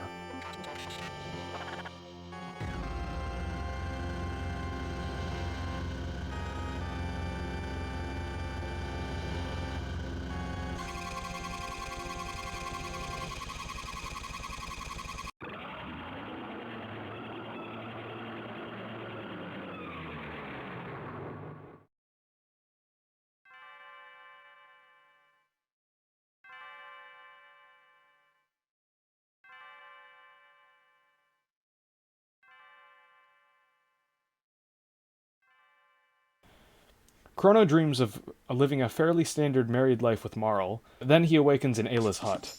Ayla inserts a rather cruel joke about eating Frog. Frog then asks if Magus was anywhere to be found. He wasn't. A question is proposed of Lavos' origins. Then Kino arrives at the hut to tell everyone that now that the people of this era are at total war against the Reptites, in a village to the north. Once at the village, it turns out that everyone there was kind of weak and had their entire home set ablaze by the Reptites, and also Kino and a bunch of other fighters have been abducted. We also get an interesting primeval conversation between Ayla and the chief of the village, where the chief states that he'd rather have him and his village hide from the Reptites, while Ayla devotes herself to natural selection, saying that the weak die and the strong live. She states that the village chief is dead inside, since he desires to just hide from his troubles rather than confront them, devoting himself to a pointless life of nothing but hiding, rather than one of freedom and liberty like Ayla desires. There we go. America. Ayla then wants the party to follow her up a mountain range to retrieve some pterodactyls. The mountain is rather linear, while also having some items sequestered off to the side. The enemies here are pretty strong too. There are some counterattacks thrown around, and they all have unique resistances and weaknesses. It's like a nice reintroduction into the game and a cooldown after going through Magus' castle in the fight against him. Atop the mountain is Ayla, summoning some pterodactyls, along with a strange scarlet star in the distance. The pterodactyls allow the party to fly around the map, completely impervious to previous restrictions such as water, mountain ranges, and the like. The destination is the Reptite Castle, complete with a medieval aesthetic with a primal touch to it, and an absolutely amazing soundtrack. There are so many branching pathways leading to optional stuff here and unique layouts and room ideas, it's just a great dungeon. There are a bunch of villagers trapped in a prison that need to be freed. Once the group finds Chrono, he has a dialogue with Ayla. He apologizes for being captured, and Ayla forgives him, and then tells him to take the kidnapped villagers and to go back to the village. He says that he wants to fight with Ayla, but she says that he needs him to be at the village to lead everyone in case she dies. Chrono then opens up the rest of the dungeon for the party to progress. There's some interesting stuff, like some buttons that drop enemies into a pit, then another set of buttons that if you click the wrong one will drop you in the same pit and force you to fight the previously dropped enemies, assuming you dropped them in the first place. There's a room where stepping on certain tiles will warp you around the place, and a bunch of unique interactions between buttons, spawning, and pitfalls. And then lastly, there's a gauntlet of consecutive encounters, then a boss fight where the party completely ignores Nisbel. Then he makes himself very apparent to the party, and pretty insecure about being ignored, to which the party begrudgingly engages in combat. The fight is exactly like the first Nisbel fight, except Nisbel will increase his defenses when attacked by anything but a lightning attack, meaning Chrono will be forced into using lightning attacks a lot more frequently, and strong singular attacks are much more important for attacking Nisbel than regular attacks or pelting him with many different attacks. After another gauntlet of enemies is Azala's throne. Before we get to the boss fight against Ayla, I'd like to just talk about the gauntlets. I think they're great endurance tests that really make the Reptite layer unique, and stand out among other dungeons and generally just parts of the game. That's about it, that's all I wanted to mention.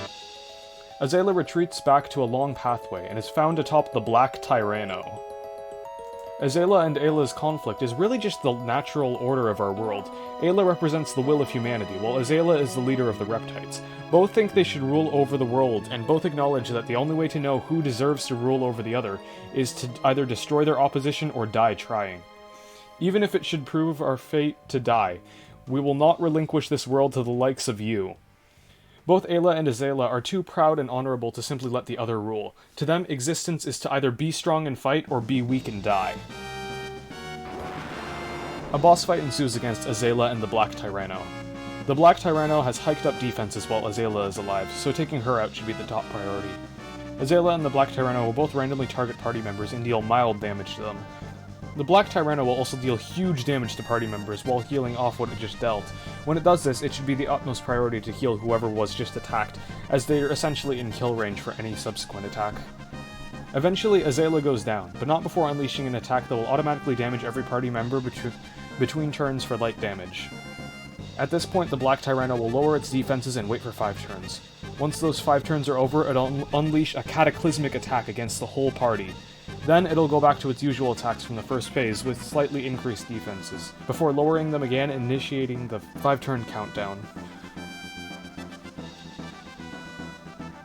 The fight at this point is entirely about preparing for the turn 0 attack, and then immediately healing the party to survive the Black Tyranno's subsequent onslaught. Eventually, the Black Tyranno will go down. All that's left is a wounded Ayla, left pondering to herself what really just happened. Could the heavens have truly sided with the apes? Listen, primates, and let it be known for all time. We Reptites fought proudly to the bitter end. Ayla acknowledges this. She understands that if she was in the same position, she would be saying the exact same thing, and Ayla would just be as honorable to her. The red star from earlier is now approaching Earth and will crash into the planet. First, a great fiery stone will crash into the Earth. Its flames will soon spread and scorch every corner of the land. Then, the chill will begin to creep along the blackened plains, ushering in a long, cruel age of ice and snow.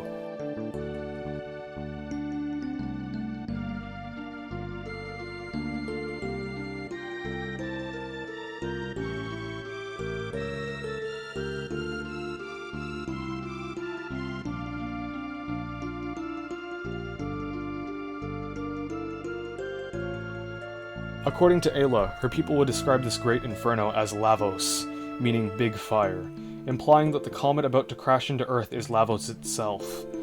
Chrono comes back with some dactyls to save everyone. In a gesture of warrior's respect, Ayla requests that Ayla come with them. She refuses, resigning herself to her fate. Her last request to Ayla is that she takes care of the world in her stead.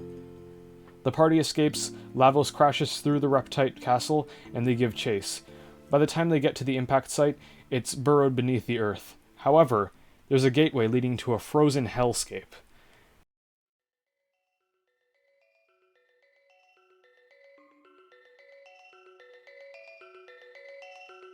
There's some sort of runic pad in the building that leads to a floating island.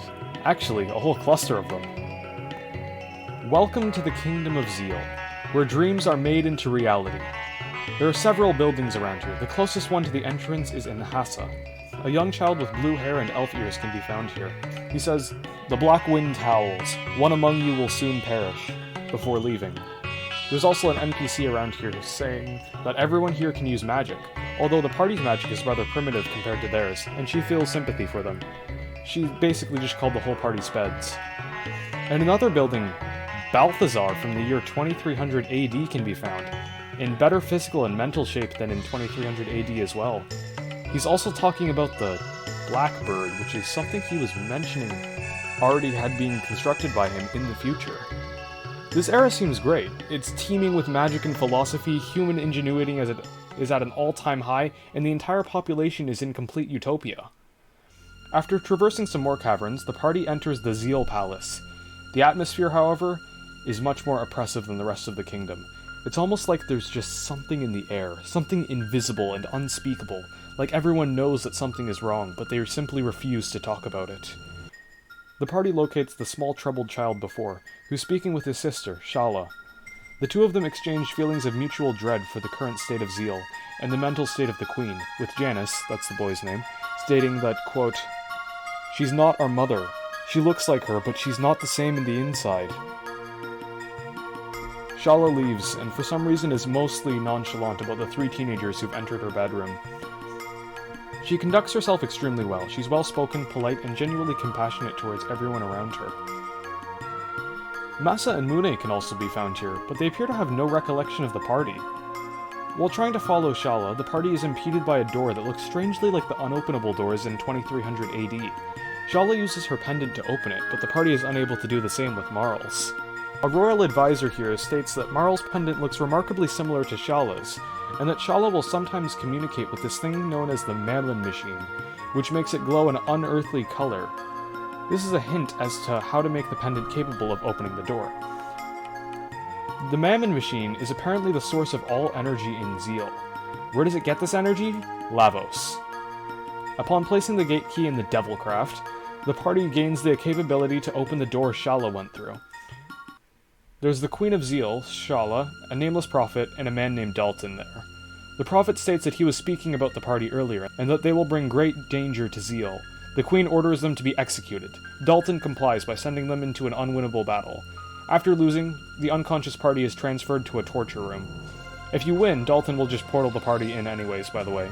It's neat how they make the battle winnable, and add a separate ending for if the encounter is won. It's attention to detail and open choices like this that make Chrono Trigger the game it is.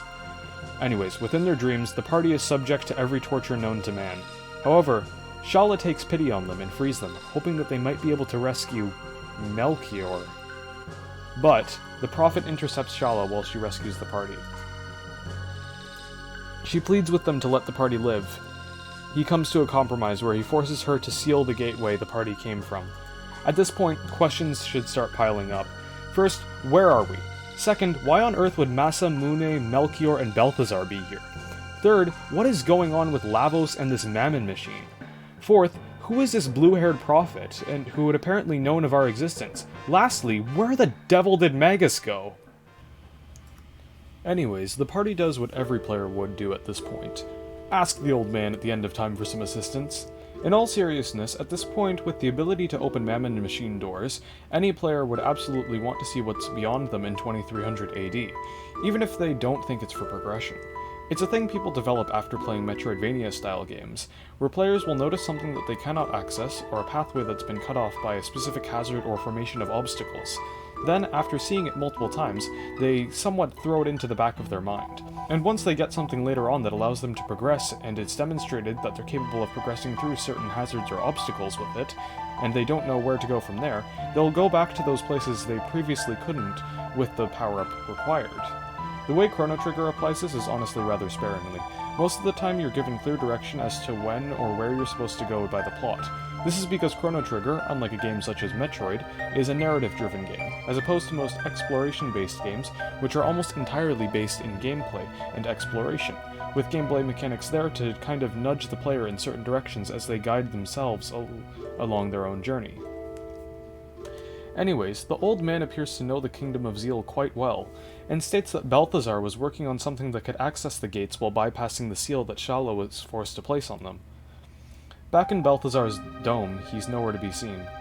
Beyond the sealed door are his last notes. "You who have opened this door, I am Balthazar, the Guru of Reason. I am formerly of the Kingdom of Zeal. I was cast into this era by a great disaster which befell our land. Much to my surprise, I have learned that Lavos was not a product of our age. Far from it. It seems that the being fell from the sky in a bygone age, burrowing deep into the planet's core. There he began to feed upon its energy, growing ever stronger. Lavos' form was briefly revealed when he was summoned forth by a mighty wizard by the name of Magus in the year 600. In the year 1999, Lavos emerged to claim the surface. Now he has taken the place I've named Death Peak as his throne, or nest, as it may well be. His miniature spawn now flow from the mountaintop, an avalanche of death. Lavos is a parasite of gargantuan proportions, whose host is the planet itself. Trapped here, I endeavor to continue my study and observation of Lavos, but I believe the end draws near. Maintaining one's sanity is an endeavor in and of itself in an age such as this, an endeavor I fear may be futile. So before my mind is lost forever, I have decided to leave these records of knowledge behind, along with my greatest invention. Ever did I long to return home, and toil endlessly in search of a way. But as I near the completion of my research, so did I near the end of my days. I have grown old and frail, and so I leave it in your hands, you who have opened the way. Take hold the reins of time, and let the people of this planet's past and future join as one. Then, only then, you just may be able to stop Lavos. You have little chances of success, but even little chance is still a chance. You who have opened the door, the fate of the world is in your hands. Open now the final door, and claim what awaits you. My last and greatest work, The Wings of Time. It's a bit of a long read, but I think it's an excellent way to both tell a story and add exposition to the already existent story. We learn of Balthazar, who he is, what he's done, and why he's here. We don't know much about it, but Lavos has somehow caused him to go from the time of Zeal to the future. And we can assume that's why Massa, Moon, Melchior, and maybe even the Old Man are where they are now. We also learn of what happened to Balthazar. We see how the future has changed him, how it's begun to drain his sanity, but not his hope. He still ambitiously worked on the Wings of Time, even as the world around him was fading. He also comes to terms with his life and death too, relinquishing the responsibility of the future to whoever may find his work. It's somewhat harrowing, but in a sense it's inspiring how in such a desolate and unforgiving world he still kept on. And even in the face of the inevitable, he kept hope that someone would be able to pick up the pieces from where he left off. In the next room is his final invention, the Epoch. Balthazar's robot enters the room, claiming himself as Balthazar, who's implanted his memory into the robot. He sets the party in the Epoch and instructs them on how to operate it. With the Epoch, the party can access any time period, although the Epoch is stationary, so if you go somewhere, you'll have to remember where the Epoch is and go all the way back to it to use it again. Then, the party travels back to 12,000 BC, which is where we just were. The gateway to Zeal is also closed off, so the only place to go is a cave dwelling, which actually houses an entire population of people known as the Earthbound. They're defined by their inability to utilize magic, which is why they were cast out of Zeal and considered less than human. Apparently, Shala and the three gurus are the only Zeal residents to not treat them as lesser. The Guru of Life in specific was banished to the Mountain of Woe for opposing Queen Zeal as well, so the party gets going to said mountain to save him. There's a bit of a mini-boss gauntlet before that, however, 2 encounters with mud beasts. They're not very hard, they just increase in strength when attacked, so the main goal is to eliminate them as fast as possible. Then an actual boss fight is initiated against a mud imp and 2 colored mud beasts. The red one absorbs fire and is weak to water, the blue one is the inverse. The imp will periodically heal both of them and can also send a party member to sleep, which is quite annoying.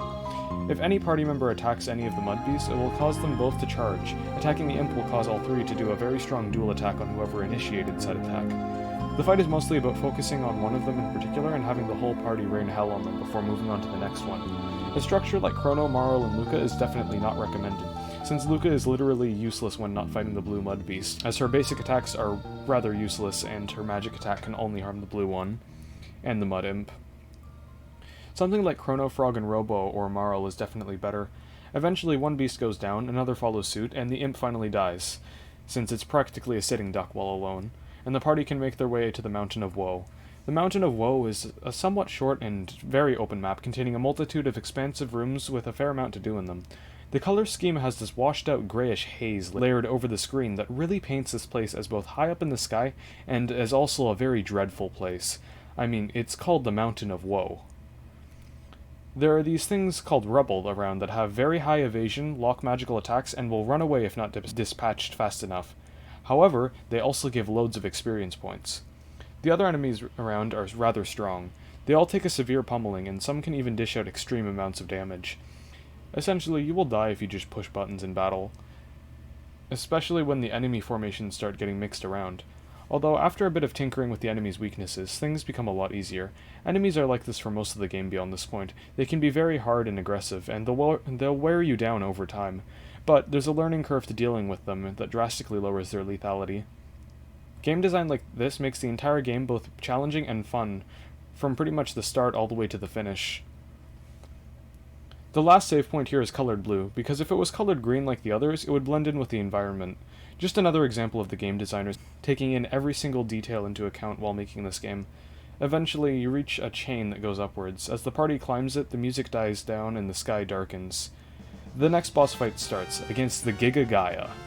This thing is actually ridiculous. It immediately starts the battle by launching multiple full-screen attacks at the party that leave them basically at 0 health. It has 3 segments, a head, a defense arm, and an attacking arm. If you destroy the attacking arm first, it will have no attacks whatsoever after you take it down. And then after you take out the defense arm, the head will start initiating a process to restore both of them. Although if you leave the defense arm alive, it will continue healing the head, which makes dealing with the Giga Gaia very hard. Using this information, you can formulate any strategy based around rushing the Giga Gaia down that you want, although the strategy will formulate around rushing, since that's what you need to do, to quickly eliminate both arms, then wait for them to revive at much less health, then eliminate them again. Since the arms will have less health upon being revived, it's acceptable to use MP-heavy attacks such as Chrono's Frenzy, Robo's Rapid Fire Fist, and Luca's Napalm to first eliminate them, then remove them with weaker attacks when they come back. Although things can get very out of hand if your healer uses up all their MP by either attacking or buffing the party. Afterwards, Melchior is recovered and comments about the state of Queen Zeal. They then escape the mountain while it falls into the ocean and creates a tsunami, and they get back to the Earthbound residences. In the Earthbound residence, Melchior explains that Queen Zeal plans to use Shala to activate the Mammon machine and stop Lavos. Shala enters the room and states that the Ocean Palace has been complete and the plan to summon Lavos has been set in motion. However, she's absolutely resolute in not ever activating the Mammon machine again, therefore stopping any potential summoning of Lavos. However, Dalton comes in and kidnaps Shala.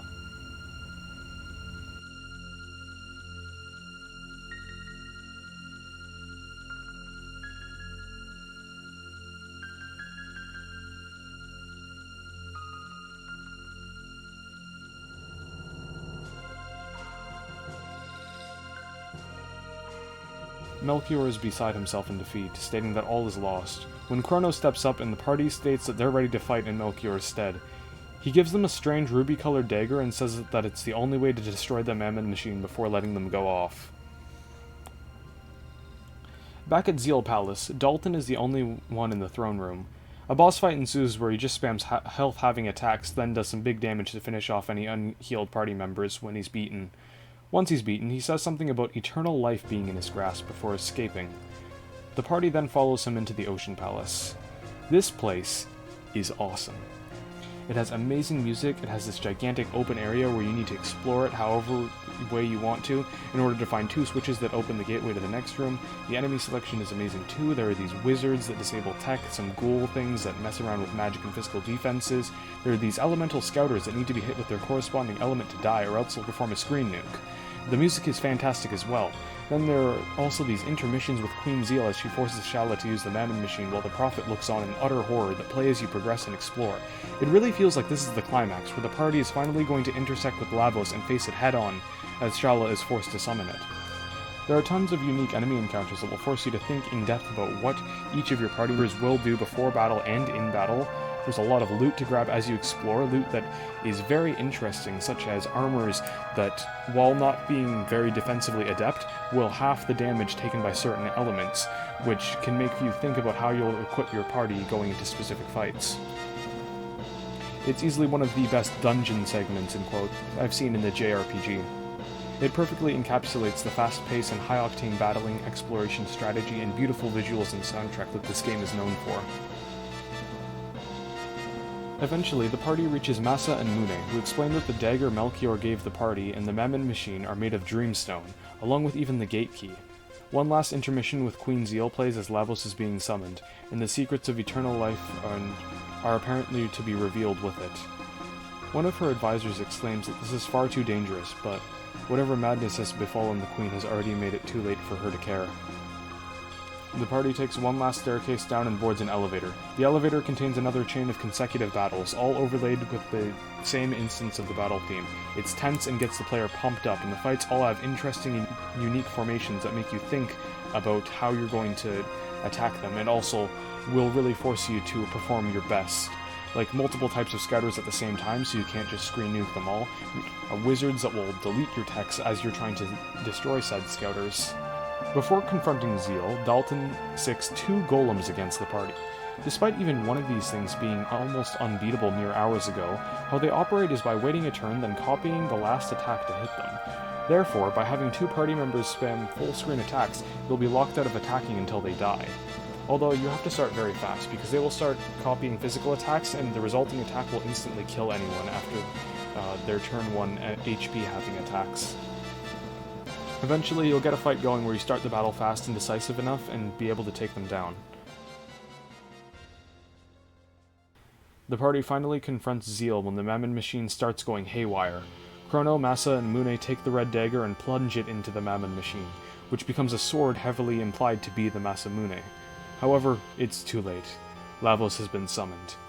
This is it. The first and final time the party and Lavos will see face to face. This is a fight between Earth itself and its otherworldly invader. And Lavos eliminates the party. Left helpless and unconscious, they simply lay there. The Prophet arrives, revealing himself to be Magus, implying that the reason he knew of the party's existence and that they'd pursue him here is because this is where he was thrust into after being confronted earlier. He vows vengeance, but Queen Zeal steps in.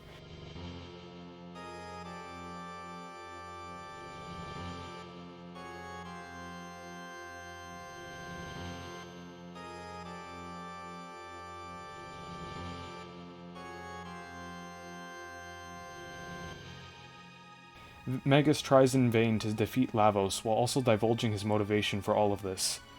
I have endured the darkness alone for the sole purpose of defeating you.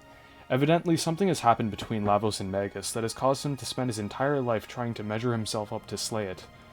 However, he's overpowered and cast aside. The party recuperates, with Chrono being the only one left able to stand up to Lavos.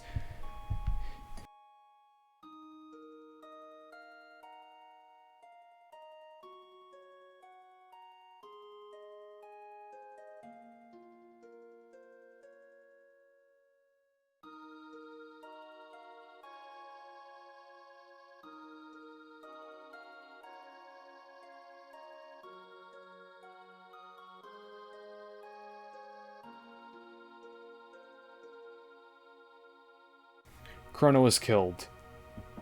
Back in the Ocean Palace, Shala uses the last of her powers to send the party and Magus to safety, as the palace crumbles around her, sealing her fate forever. Her last words are, I know you will not be able to forgive her, but please do not hate my mother or her kingdom. I am so sorry. The Ocean Palace, Zeal, all of it fades into the dust and is never to be seen again.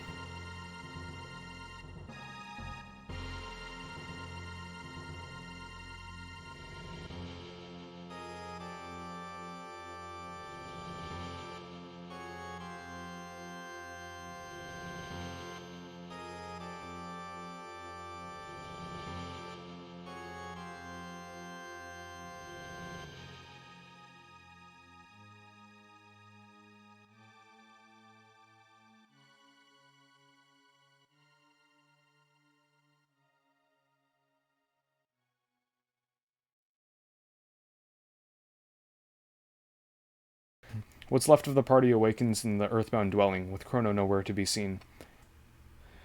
There's not much left in the world at this point, just some small residences and a gathering area for villagers.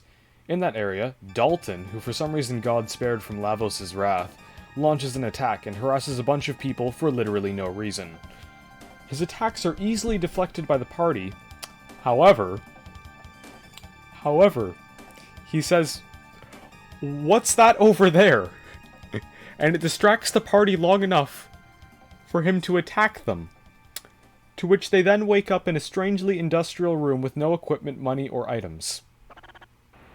The party then discovers that they're on the Blackbird, a plane developed by Balthazar for the Kingdom of Zeal. This segment revolves around sneaking about the Blackbird without being spotted by enemies to retrieve each party member's equipment, and then everything else stolen by Dalton. Since Ayla doesn't use weapons, she's capable of attacking and engaging in battle without having her equipment retrieved, by the way. Also, completing this segment will result in any missing equipment or items being returned. After retrieving your equipment and clearing the entire place of enemies, the Golem Overlord appears. It counts down from 5, 4, 3, 2, 1, before unleashing, before you can even process what your party's been completely eviscerated by, let alone before you can recover from it. The Golem Overlord begins charging up another attack. 5, 4, 3, 2, 1. No, I'm scared. It appears as if the Golem Overlord is afraid of heights. It then runs away, which is good, because I'd feel really bad about slaying something that hasn't done anything to me and was voicing its fears to me the entire time I was fighting it. But that's when Dalton humorously unleashes the APOC, but with wings, dubbing it the Aero Dalton Imperial.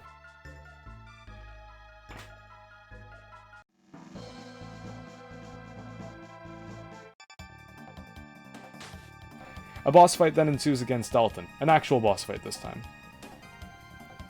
Since he was of high-ranking Zeal royalty, he has powerful magical attacks and will counter any attack with its opposite element against the entire party, while also using Iron Sphere to counter physical attacks. The fight isn't too unmanageable, just keep the party healthy and initiate a magical attack when you're ready to take the counter, or pummel him with physical attacks and prepare to heal whoever just used a physical attack. The strategy is mostly dependent on if you're using a largely physical offense team structure, such as Ayla, Frog, and one of Robo or Marl, or a magical offense team with characters such as Luca and Marl. Eventually, as his health lowers, he begins to summon the Golem Overlord, who's nowhere to be found, and his summoning portal instead absorbs him, and he's taken to God knows where. He's just gone, like he doesn't exist anymore. He probably isn't even in this plane of existence. He's like in the 5th dimension now. With that all said and done, the party then commandeers the APOC again, but this time it can actually move while being taken around the place. Back in the village, there's an empty cliff that overlooks the water. However, going there now reveals it's where Magus is. Behold, all of it rests at the bottom of the sea. Gone is the magical kingdom of Zeal, and all the dreams and ambitions of its people.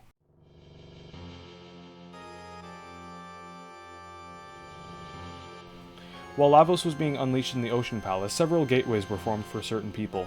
Melchior was given to the present, Balthazar was sent to the future, and perhaps most harrowing of all, Gaspar, the Guru of Time, was sent to an empty void and abyss with no designated time.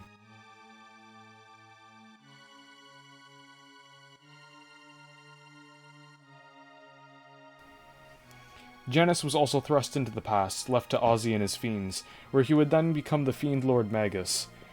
Ever since then, Magus has only lived his life to kill Lavos and avenge his sister.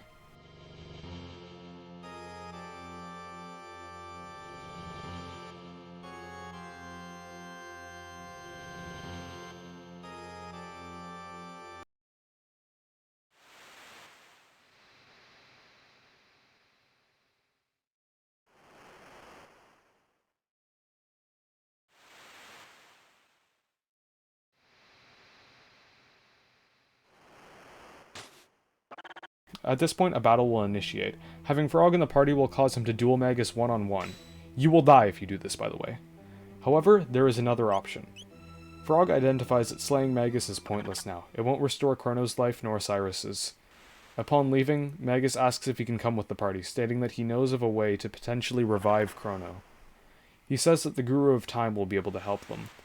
As a character, Magus is basically the Black Mage. He has unparalleled magic strength and access to Fire 2, Ice 2, Lightning 2, along with some Dark Elemental magic. He has a serviceable physical attack stat and a good speed stat as well. The party then goes to board the Epoch when the Ocean Palace emerges from the water, formed anew as the Black Omen. This is basically the final dungeon of the game and one of the routes to Lavos. It appears in every time period past 12,000 BC. At this point, the game is entirely open. You can choose any 3 characters you want in your party and go wherever you want. You could go get Chrono back, then you could go to the Black Omen, you could do side quests, it's really whatever. And notice how I said the Black Omen is one of the paths to Lavos. Well, that's because there are many ways to engage Lavos. The first one is to jump into the bucket at the end of time. This is available to the player the moment they reach the end of time. Another way is to use the Epoch to simply go to 1999 AD. There are different endings and scenarios depending on if your Epoch has wings or not by the time you confront Lavos, or if you confront Lavos with the Epoch, or which way you go. You can also beat Lavos in the Ocean Palace, although it's next to impossible unless you're playing on New Game Plus, as Lavos has doubled stats if encountered in the Ocean Palace. Depending on certain circumstances leading to the encounter, and which route you encounter it in, you can get up to 12 different endings, which is absolutely breaking boundaries for an SNES game. Before moving on to the Lavos fight, I'd like to discuss the side quests you can do at this point. Back at the end of time, the party speaks with the old man. They explain that Chrono has died. He honors Chrono with a song. Then Marl's theme starts playing. Something I haven't discussed much is Marl and Chrono's bond. Mostly because the two don't interact much, seeing as Chrono is a silent protagonist. Because of that, most of their development is implied as they explore and fight together. It's mostly explored through Marl, since she's the only vocal one of the two, which we'll see later in a side quest related to her. But from what I can gather, Marl has really bonded with Chrono, because with him, she's been able to break away from her mundane and coddled royal life, and become part of something more important of her own volition. Anyways, the party explains that they know the Guru of Time can help them potentially bring Chrono back. The old man says that he does know of him, but that's really it. However, upon the party going to leave, the old man gives them the Chrono Trigger, which may revive Chrono. This confirms that he is indeed Gaspar, the Guru of Time, as if the cutscene of Gaspar falling into the end of time didn't already reveal that. In the future, the party finds Balthazar, who the old man stated would know how to use the Chrono Trigger. Balthazar explains that the power to reverse death is only usable for someone whose need for the world is of the utmost importance. At the peak of Death Peak is the location where Chrono could be revived. You'll also need a doppelganger for some reason, which the party has to go back to the present to find a magician to make one for Chrono. I'm not too big of a fan of this, it's kind of useless since nothing about it is too important. There's not really an objective reasoning for doing this, other than having something that looks like Chrono get annihilated by Lavos later, which is sort of meant to stop a potential paradoxical situation, but we'll talk about it later. Basically, it makes sense why the party needs this doppelganger, but in the context of the story, but in the context of the gameplay, it's just annoying. It also doesn't help that in order to initiate the minigame where you can even get the Chrono doppelganger, you'll need to play other minigames to even get points to even try it. It's just overall a monotonous experience that does nothing but patch a single plot hole and pad out game length. I think this could have been handled a lot better, like, I don't know, maybe Balthazar, the most genius adventurer to ever live, could just make a Chrono doppelganger, or Luca, the second most genius inventor to ever live, could also make a doppelganger of Chrono, her best friend. Back at Balthazar's dome, he states that there's one last program in the machine he implanted in himself, that would help the party find Chrono. He initiates it, then asks if the party can turn the machine off, essentially killing Balthazar once more. They do this, finally letting him rest knowing that his efforts were not in vain, even if they costed him his life. Death Peak is a gigantic dungeon with multiple segments that combine combat and puzzle solving. The first part is a simple trek up the mountainside, although your characters will be pushed backwards if they're not moving, and every few seconds the wind picks up and knocks them off the mountain. The way to get past this is to quickly get behind something that will impede the wind, then wait for the wind to pick up again, then start moving again. It's an interesting and unique usage of the overworld mechanics, and it makes for a neat puzzle of sorts, although it's less about thinking and more about execution, so calling it a puzzle is somewhat inaccurate. The soundtrack of Death Peak is actually the same as the Cathedral Dungeon from the very start of the game, but I found the unused track Singing Mountain to be much more fitting because of how sorrowful it sounds, as opposed to the Cathedral Dungeon music, which is rather nondescript in comparison, so I'm using that instead, by the way, for this video. After that, there's a fairly open segment with some ladders, chests, and enemies with an exit to the next part too, of course. Each of the enemies can take a decent beating while also retaliating with completely brutal offense, although strong magic attacks can easily eliminate all of them at once.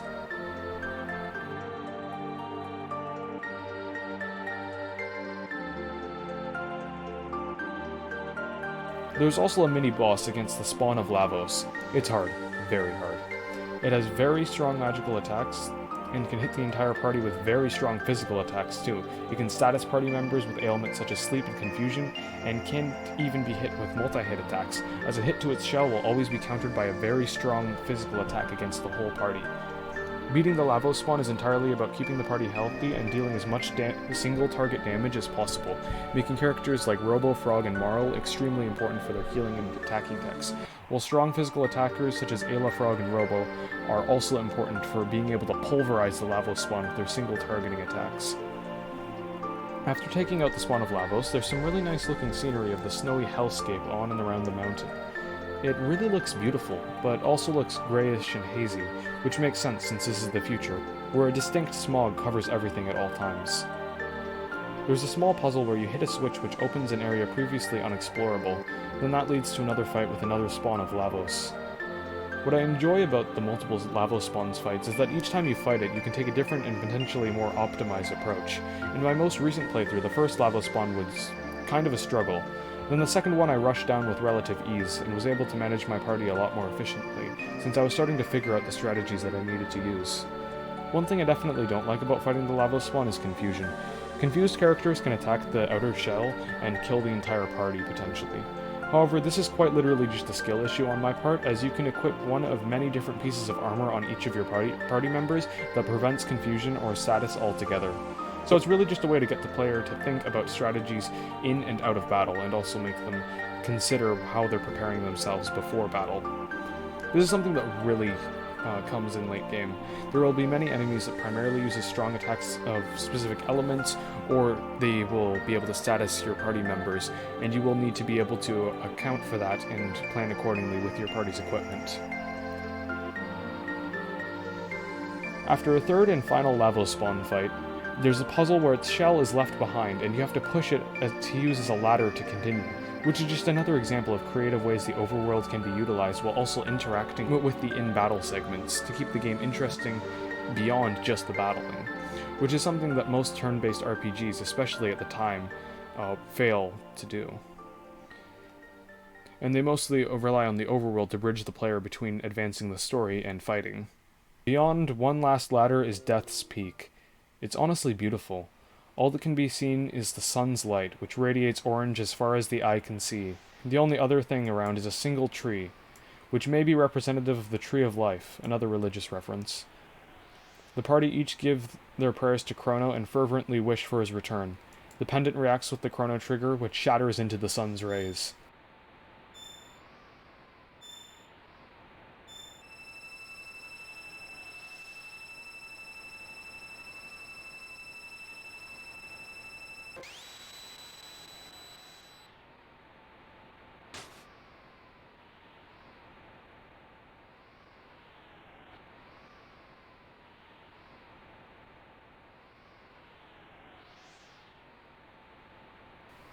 Although, nothing's happening.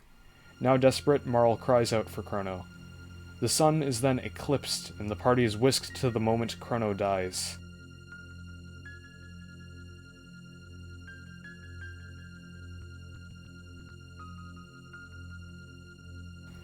At this point, they replace Chrono with his doppelganger, which is killed in his place.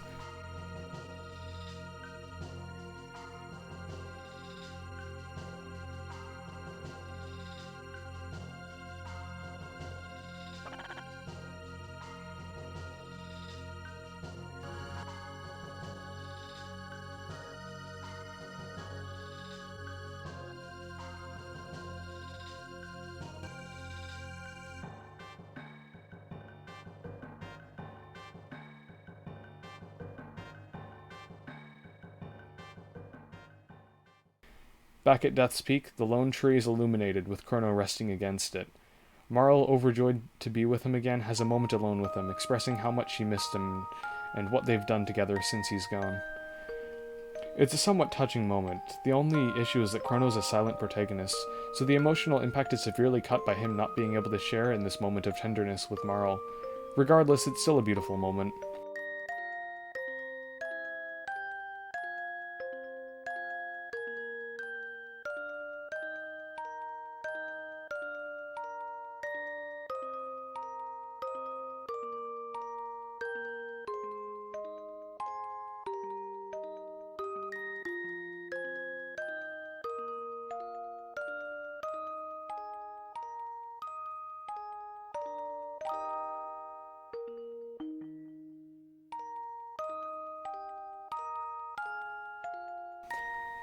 The party then returns to the end of time. Now Chrono's back. However, he's no longer mandatory to keep in your party anymore, so you can really just leave him here or add him to your party or do whatever.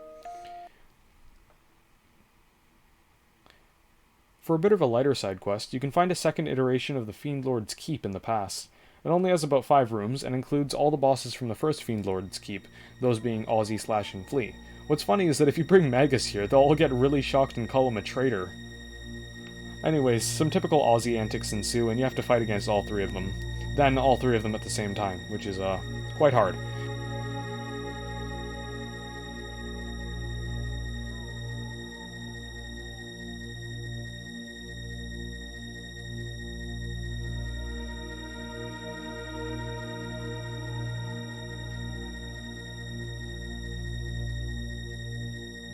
They all break out their strongest weaponry too.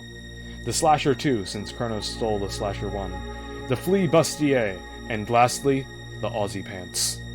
After fighting them, there's another fight where Ozzy encases himself in ice, but if you hit the wrong switch, you'll fall down a pitfall.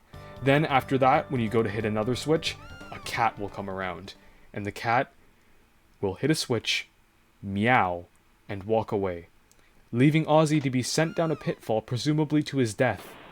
Then the cat just leaves. The next side quest I'd like to talk about is related to Frog. In the present, there's a continent that was previously inaccessible, but now, with the Epoch, it can be flown to. There are some castle ruins and a ghastly suit of armor blocking the only room entrance. It takes 0 damage, and the fight is hard-coded to end after a few turns. The ghostly knight will then call out for Glenn. Frog takes this as a sign that this could be Cyrus's spirit, but it does not respond to him. In the past, there's a carpenter who's been robbed of all of his tools. What you can do here is go to the present, find his descendant who's also a carpenter, who's willing to lend his tools to the party, then go back to the past and deliver these tools to the carpenter. Then you can have him fix the castle ruins in the past, where a cycle starts of the party eliminating all enemies in the castle, going back to the carpenter, paying to have him fix more of the castle, then repeating the process until the entire castle is finished. Once that's all said and done, the final room in the castle can be accessed. A lone room with a tombstone. Here rests Cyrus, the fool who defied Magus. Cyrus, I have returned, to fulfill the oath I've sworn to you. Cyrus's spirit arises from the grave. He speaks with Frog, who's still rather insecure about his strengths, both physically and mentally. He leaves telling Glenn that he's happy knowing that Guardia, the Queen, and his people will be defended by him.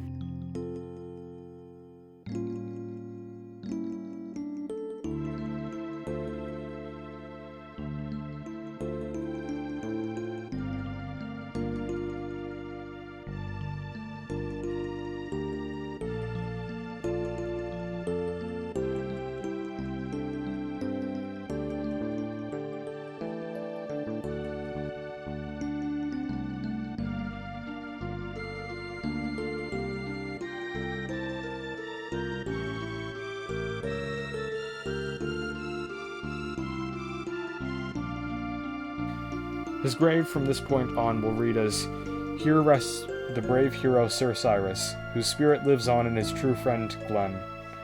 The scene just really oh my god, I'm fucking crying. Dude, I'm crying. I was crying while reading Balthazar's last words too.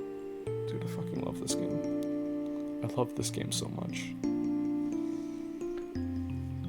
The scene really just reinforces how amazing Frog's backstory and character arc are. It's just so touching and beautiful. Something I noticed about it is that the other party members take a step back and are actually obscured by the dialogue boxes during this cutscene, because it's just between Glenn and Cyrus, so there's no reason for them to be visible. It's such a small detail, but the fact that they put it in speaks to how much the developers cared about the presentation of this game and the emotional impact of its cutscenes. After this, the Masamune receives a major strength bonus too. There are also some Zeal chests in the castle, and there's an interesting interaction with them that I'd like to point out. In the past and present, there will be Zeal chests placed in the same areas, and if you collect them in the past, they'll be collected in the present too.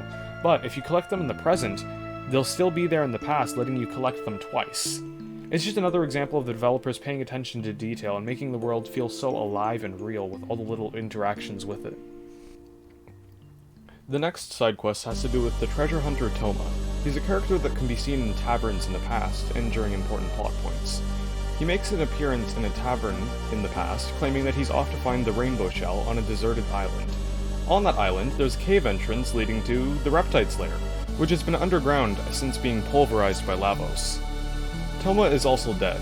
For some reason, a note that's claimed to be crumpled up and in his hand is there, meaning that he's literally not alive, but for some reason there's no sprite of him being dead, so it's kind of hard to notice that he is dead in the first place.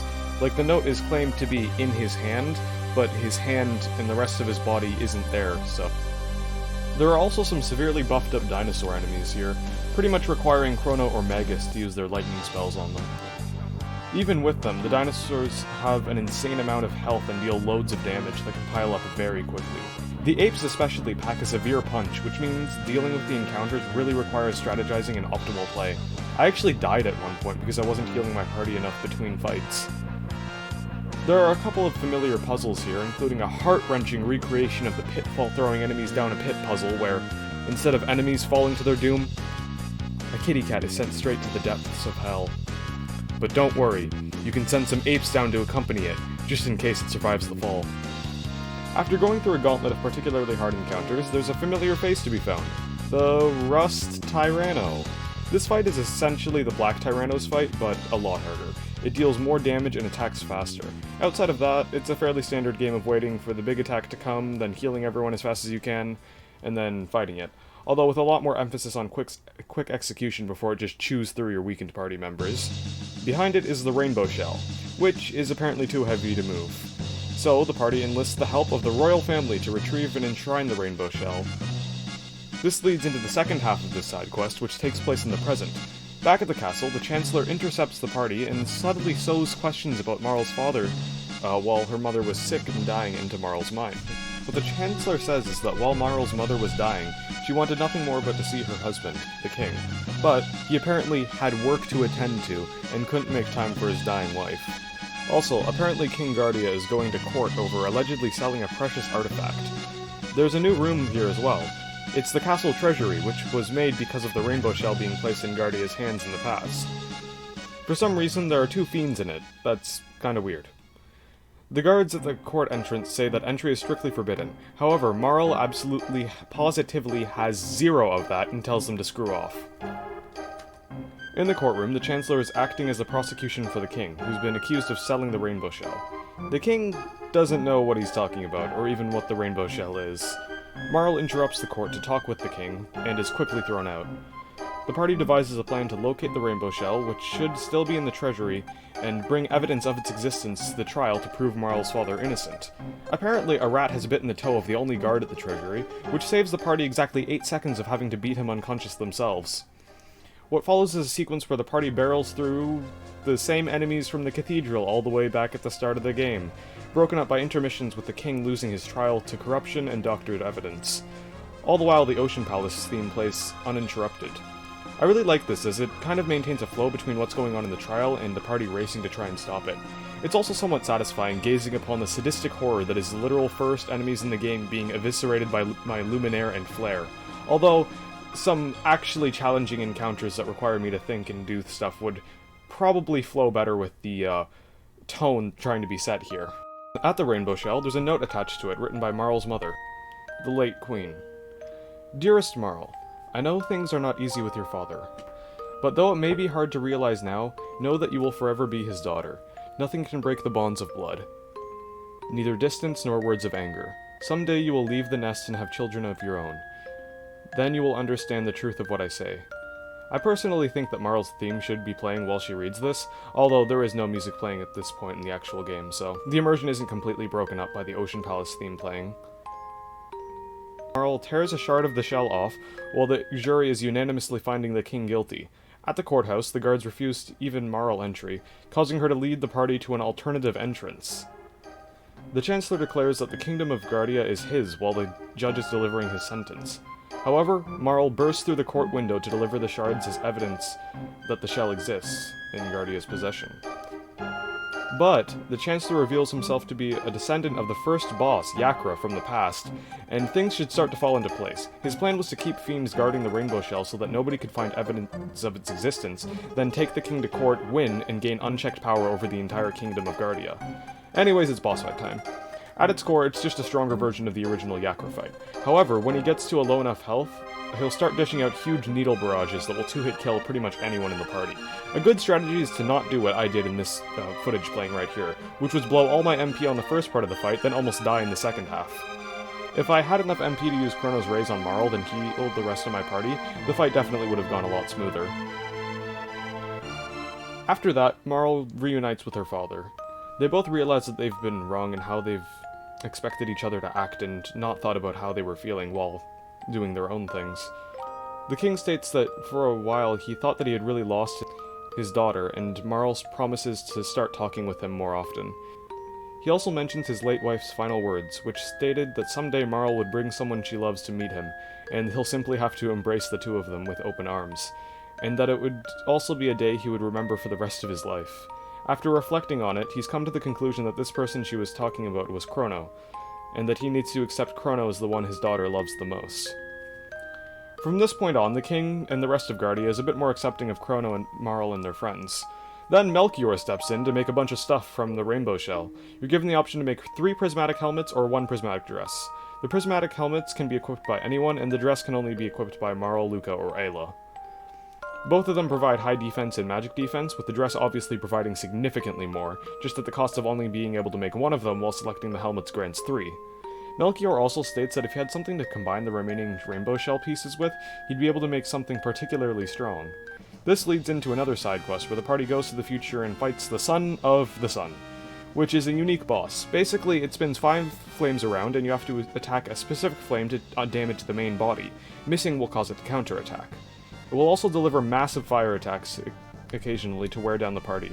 It takes a million years to even beat it, and you have to keep your party healthy at all points in time, while figuring out which flame is the one that actually damages the thing, then dogpiling it, waiting for it to spin again, then repeating the process. After beating it, the party gets the Sunstone, which is worn out and useless, but it can be returned to its previous strength by putting it in the Sun Shrine in 65 million BC, then taking it out again in the future. Except, by the time the party returns, it's missing. This starts a side quest where you have to go and find the mayor of a town in the present who's kind of arrogant and a spoiled rich arse who won't give the party the Sunstone, which he somehow got.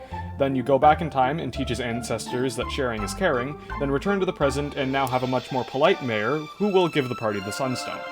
Then, Melchior will be able to combine the Sunstone with the rainbow shell to make the rainbow, Chrono's strongest sword that boasts an insane 70% critical hit rate and looks prismatic when he swings it. Also, Luca and her father make some stuff with it, which can be equipped by Luca. In the past, there's a woman who wants to replant a forest, but it's overtaken by a desert and apparently even monsters. So the party goes down a sinkhole and confronts these monsters. They're all weak to water and get their defense reduced by it, so with Frog, Magus, or Marl in the party, each fight is completely trivial. There's also some interesting physics while walking around the sand. There are these currents everywhere that kind of make movement somewhat wonky, but traversing the caverns isn't really a problem, so it's more of an aesthetic than an obstacle. At the end of the caves, there's a boss fight against Melfix, a creature with 3 segments. The middle segment, or the core, keeps it stable, meaning that he actually gets harder if you destroy it, since he'll kind of go on a rampage. This dissuades the use of multi-hitting attacks, as those would damage the core while taking out the top and lower body is more important than dealing with the core. Its defenses are boosted when attacked physically, but its physical defenses are lowered when taking water damage. So a good strategy is to attack the lower body, raising its defenses, then attack the upper body, raising its defenses, then cast Ice 2 to reset both of their defenses. Although keep in mind that it takes 0 damage from magical attacks, meaning that Ice is strictly a debuffing tactic. The lower body uses a strong absorption attacks that both deal absurd amounts of damage and heal that same amount of damage, while the upper body supports with somewhat weaker area attacks that can still leave the party vulnerable to the lower body's absorption attacks.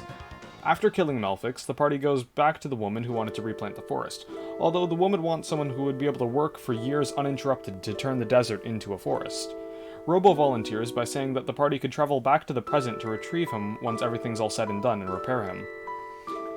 So, they agree to have Robo replant the forest. In the present, things have drastically changed. There's a forest in place of the desert, and even a cathedral enshrining Robo.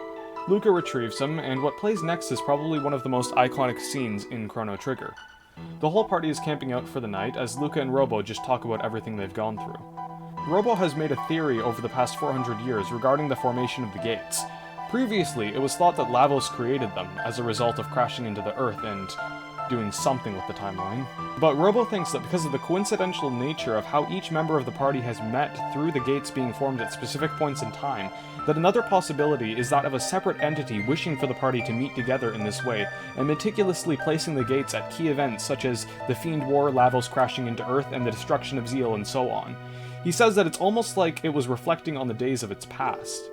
Ayla chimes in by saying that when someone is dying, they often see their entire life flash before them.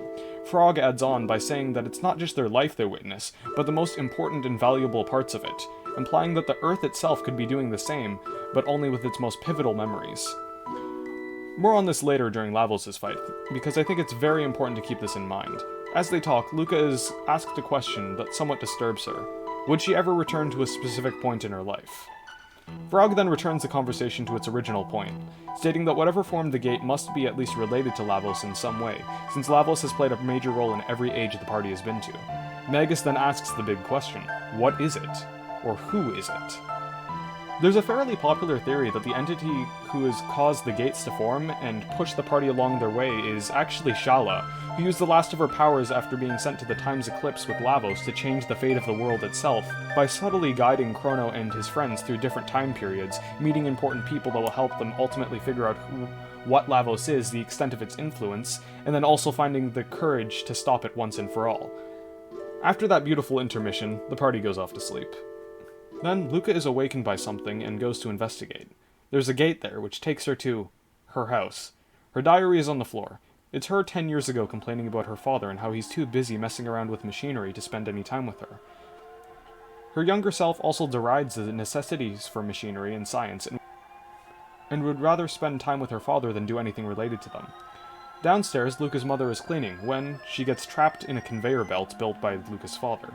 A much younger version of Luca is seen trying to help her when the conveyor belt comes on, but none of them know the password required to turn it off. It's implied that what happened next is Luca's mother broke both of her legs, and that's why she's never moving when interacted with.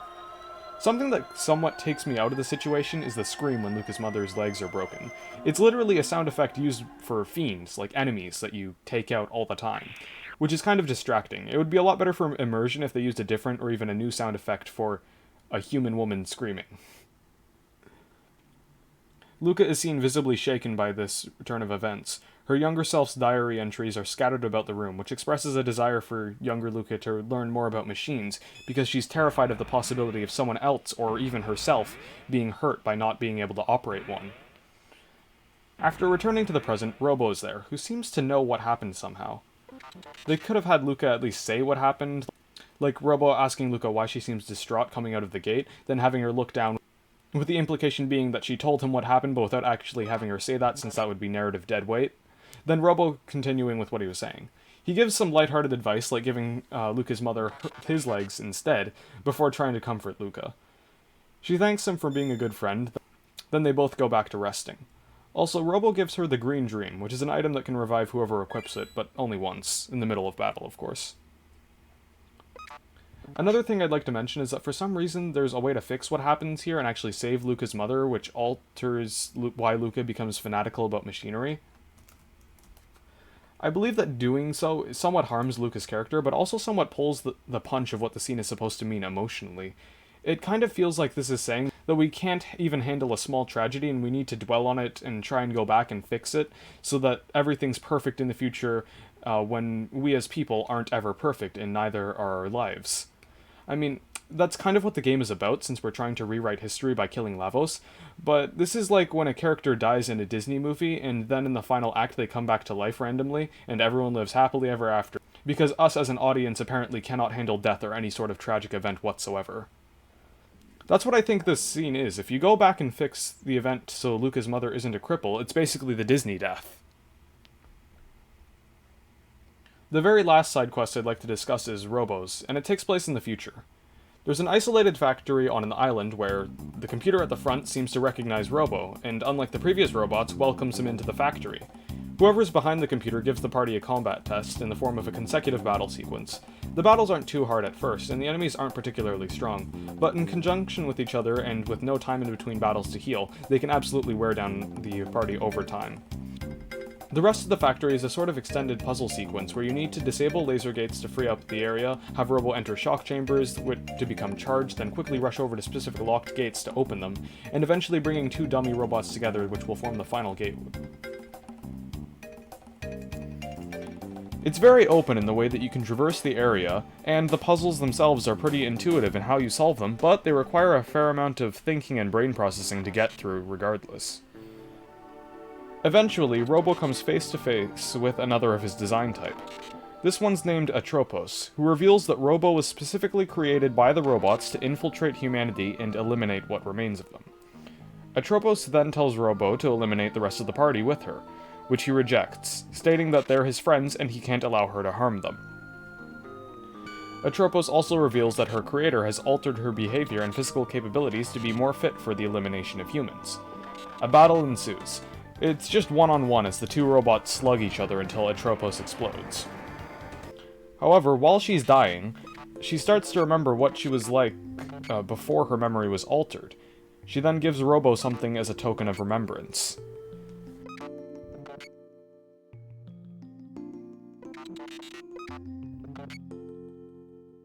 The party then go to confront Mother Brain, who's apparently in control of this factory. She states that humans are inferior to machines, and the only pathway to worldwide peace lies in total human death, and the more optimized robots to take control. However, while saying this, she reveals that she doesn't quite understand humans as well as she thinks. Quote, "And yet you still struggle and fight. For what?" Her complete misunderstanding of the human spirit and what it's like to overcome adversity and overall indolence in the face of obstacles only proves that she's unfit to rule in place of humanity. She also reveals something about Lavos. Eventually, its spawn are going to crash onto other planets like Lavos originally did on Earth and repeat the process of what it was doing. When that day happens, she's going to take over alongside the rest of the robots.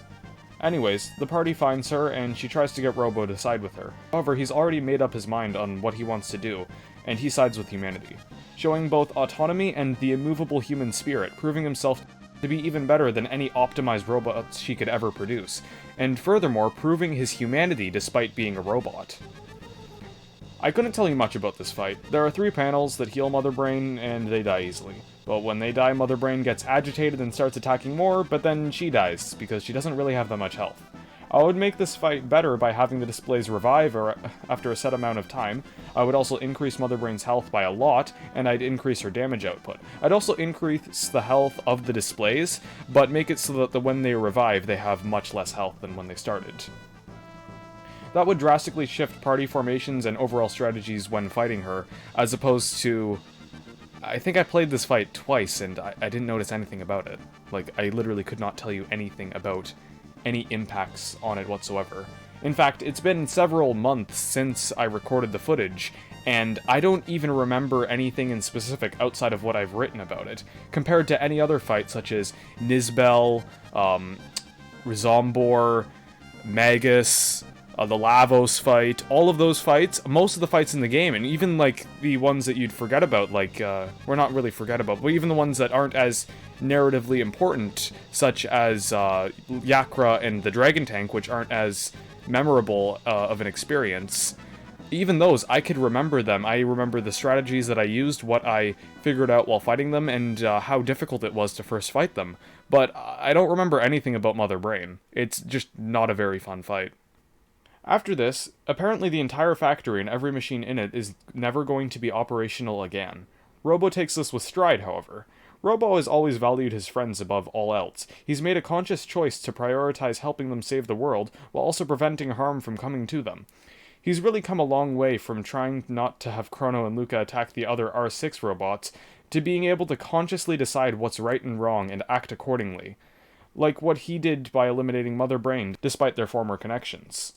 Anyways, without further ado, I believe it's time to board the Black Omen.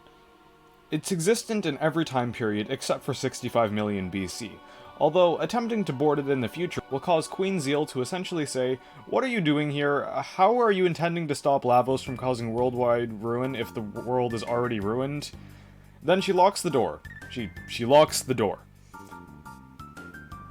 And that impedes the party so harshly that they have to travel back in time to before Lavos destroyed everything and confront Zeal there and then. Anyways, the party lands, takes out the frontal security systems, and enters the Black Omen. And holy lord, does this place look detailed, stylized, and beautiful. The amount of time and effort it must have taken to put in every single layer of the background and foreground is staggering. Queen Zeal reveals that she's been alive since antiquity because the Black Omen directly links to Lavos' energy, and that's been keeping her immortal for the past 23,000 years.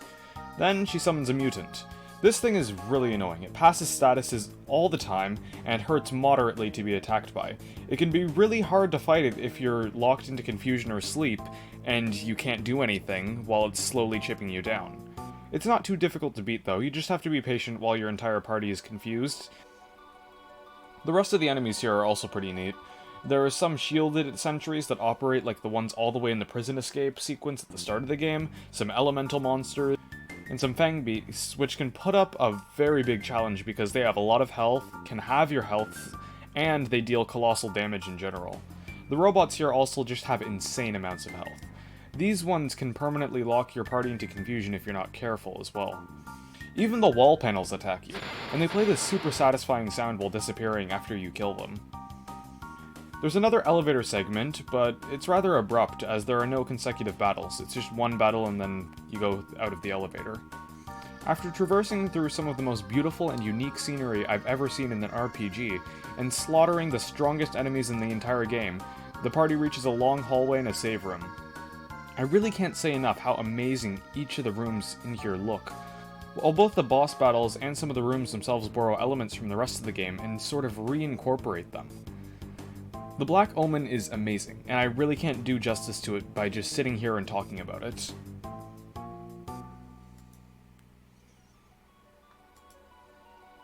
There's another mutant fight, but this one's just weird. The bottom segment heals from magical attacks, while the top one takes barely any damage.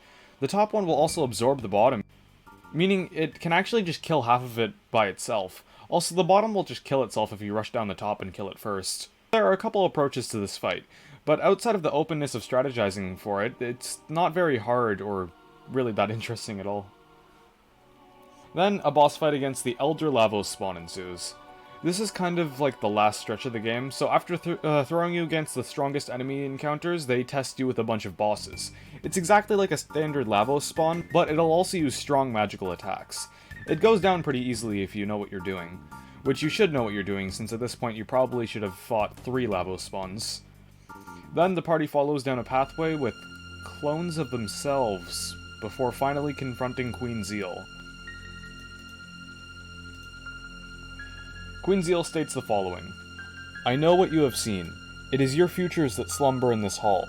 Destiny in its essential form. All the dreams that might have been. All the happiness and sorrow you might have known. Your tomorrow as it has been witnessed."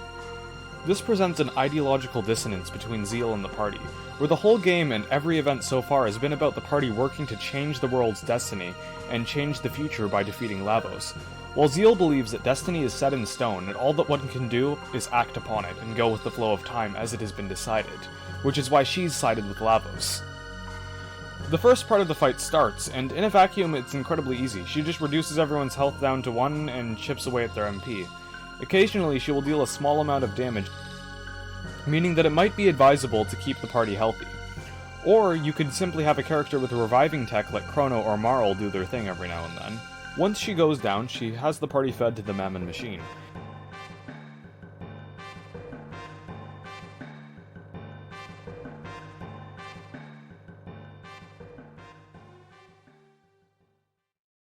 Now, a fight against the Mammon machine starts. As you attack it, it shifts its stats around. Magic sacrifice to increase attack, attack sacrifice to increase defense, you get the point. Then, it releases its stored energy to middling proportions. Afterwards, it'll sit there for a couple turns and start using actually strong attacks. Then, after a while, it'll repeat what it's been doing from the start and shift its stats around.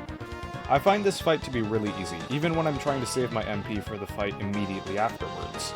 This is because there are so many points where it's just sitting there and doing literally nothing, and you can heal, buff up the party, or just brutalize it, and there's not much it can do in retaliation. The fight ends with barely a struggle. At worst, some of your MP might have been drained.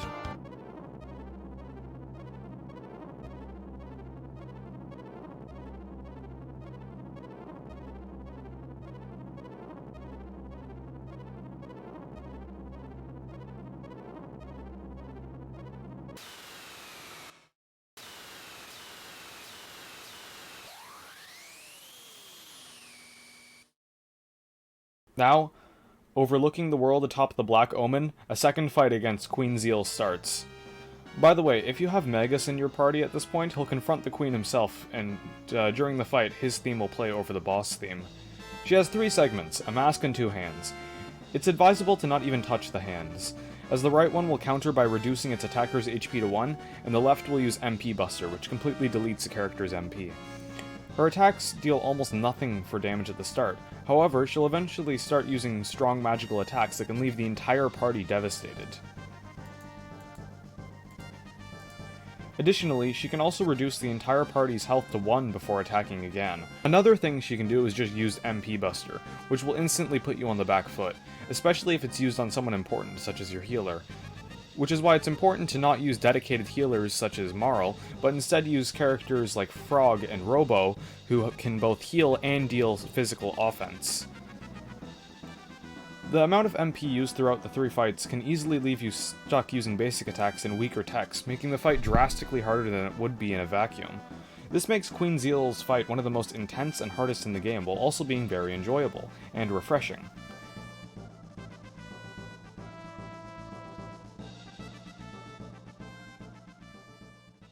As she's defeated, she calls upon Lavos to aid her.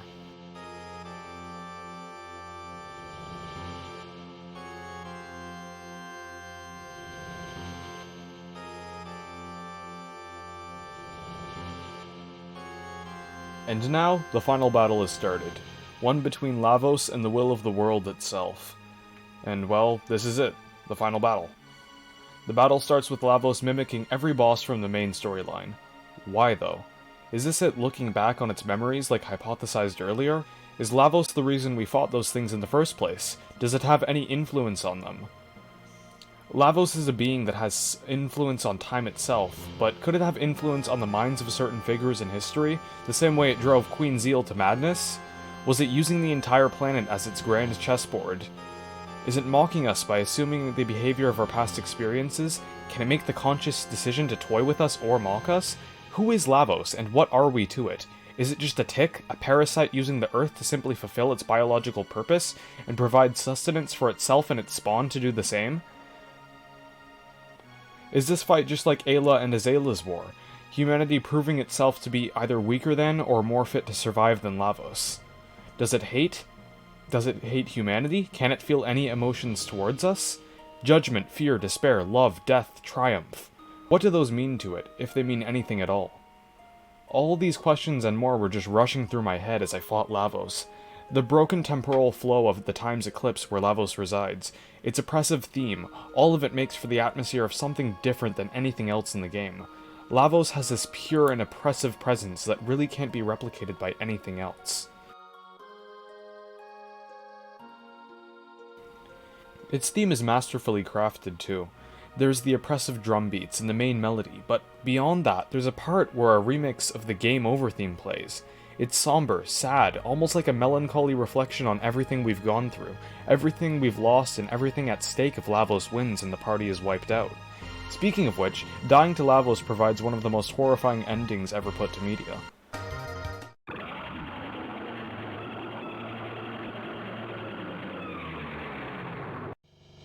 Lavos' cry is heard as it rains hell upon Earth in 1999. We're given a visual showing just how much of the Earth is laid to waste, and we see the residents of the world come to grips with everything around them ending.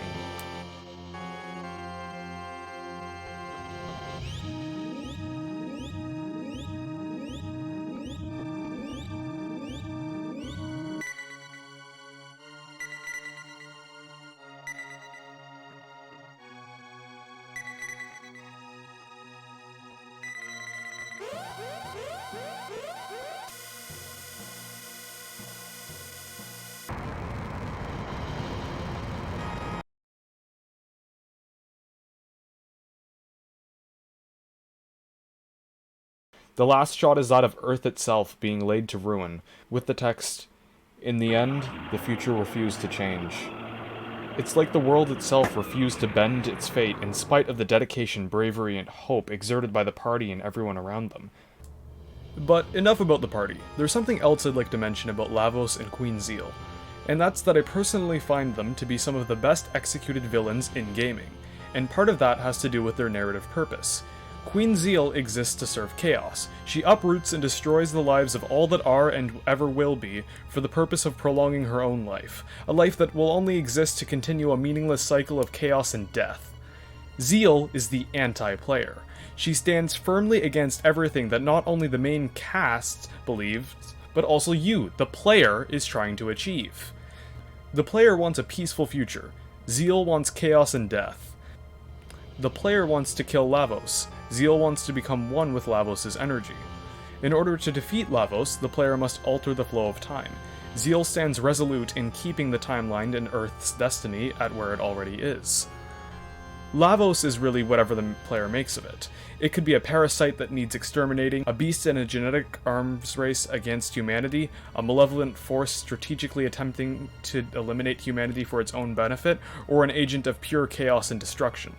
Regardless, it still stands resolute in the path of the player. It is the inevitable end of all that is and ever was, and therefore must be defeated. Seeing, in the end, the future refused to change, acts as the exact opposite of the party and therefore the player's ideology, and the entire reason they're here in the first place, denouncing it all as meaningless. The main cast's struggles, failures, victories, all of it means nothing if the future simply refuses the opportunity to be corrected. Likewise, the player has likely spent over 24 hours, and for what? Nothing they do and ever will do matters. It's all meaningless. That's what makes Lavos such an imposing threat. It's the fear of failure embodying death. Back to the fight itself, something interesting that I noticed about it is that despite every boss being a complete non-issue to dispatch, the bosses are so unique and memorable that it's really easy to remember the general strategies for defeating them, which really just illustrates how well designed they all were and how memorable every part of this game was. After exhausting the bosses it can mimic, Lavos finally attacks the party head-on. The battle opens the same way it did at the Ocean Palace, with Lavos laying ruin to the entire party, although to a much less devastating effect. However, its other attacks can prove to be even more troublesome, such as Chaos Zone, which will confuse the entire party. Then its Needle Barrages can do extremely high amounts of damage, which when combined with a party that's either hurting each other in confusion or not able to heal themselves until their cleric is snapped out of it, can cause very tough scenarios. Although it doesn't deal that much damage outside of its Needle Barrage, and it takes a lot of damage from attacks like Lucas Flare and Chrono's Luminaire. Strangely enough, Lavos goes down rather anticlimactically. However, it's not but a ruse, as the shell is open, with the party hypothesizing that there could be something in it. You'll be automatically placed in this point if you decide to crash the Epoch into Lavos, by the way, although your ending will be one without the Epoch, and there won't be a gate leading back to the end of time. The inside of Lavos is this sickly green-shaded cavern with a heart beating as the background audio. As you venture further, the heart uncomfortably beats faster and faster. Then, the party encounter Lavos' core. If you have Robo in the party, he'll comment that it contains the DNA of every creature to ever exist on Earth, which further adds to the mystique of Lavos and its purpose on this planet. This is when things get serious. Lavos' attacks are actually debilitating at this point. How this fight works is that Lavos has 3 segments, a body and 2 arms. The body has too high of defenses to be reasonably dealt with, but it loses defenses partially when one of its arms go down. However, once both arms are down, Lavos starts using even stronger attacks, and that target the entire party and can even result in status effects. All of Lavos' attacks deal insane amounts of damage, and as such require the utmost attention to be paid towards them and which party members are hit. Things can get really out of hand fast once it starts using attacks like Stop, Umbral Embrace, and Dark Flames Embrace, especially since at this point most of your MP should be drained. This is easily the hardest fight in the game at this point, and you really have to fight for your life and strategize for every single component of it, along with having very quick reaction time to be able to adapt to anything going awry because of how fast the game goes.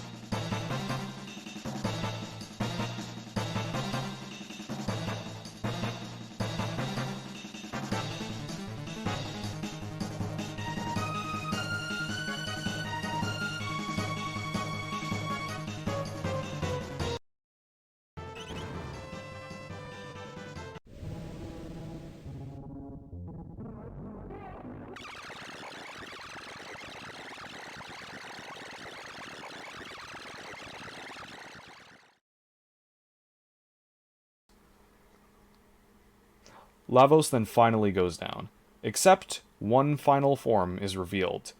Luca also comes to a revelation about Lavos.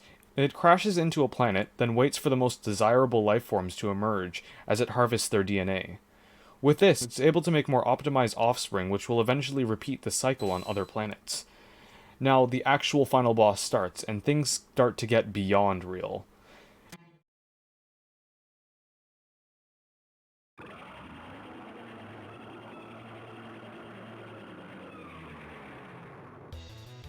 If you thought the SNES's graphical limitations, well, existed, then prepare to watch as they're shattered, torn down, and swept away. This is how the fight works. Lavos has 3 pods. The one at the right is the actual Lavos, while the humanoid is the main damage dealer and the left one is the healer. The fact that the center pod, the one that looks like a human, no less, isn't actually Lavos' true form is just another example of clever diversion of expectations by Chrono Trigger's development team. After taking down one or more of the pods, Lavos will lower its defenses and prepare to resurrect the others. This is when you're able to deal damage to it. It will regain its defenses after reviving the other pods, but the left pod has so little health that upon revival you can pretty much kill it instantly, and force Lavos to decrease its defenses the moment it increases them. Now the humanoid has the most brutal, unique, and graphically preposterous attacks in the entire game. Temporal Shift will change the background to reflect a certain period of time. It looks nice, and it also has the effect of dealing 0 damage to the entire party, which has the added effect of clearing status ailments and even forcing counterattacks. Demon Star will halve everyone's health. Dream Reaver deals large magical damage to the entire party. Heavenly Tears deals even larger magical damage to a single person. With the right type matchup, and without magic or lightning resistant armor, it can easily one-hit kill any given party member. Grandstone is just insane, and pretty much one-hit kills everyone, forcing the player into an extreme backflip position just by recovering from it. The strategy here is really whatever you want, and it can drastically shift in the middle of the fight due to how many variables there are around, with 3 enemies and a shield. For example, you could kill the support pod, and then the humanoid one, then focus on the core. But by doing that, you will probably kill the humanoid right before a resurrection. Perhaps you could kill the support pod, then focus on the core while using area attacks to damage the humanoid a bit. Then, when it's at lower health, you can kill it and the support pod at the same time, then have a large window of opportunity to recover and decimate the core. The fight really requires a lot of quick thinking because there are a lot of moving parts with what pod is alive, when's the next resurrection, is the core's shield up, and what attacks are being used right now. and things can change within an instant, whether it's a pod dying or the humanoid using one of its instantaneously game-altering attacks.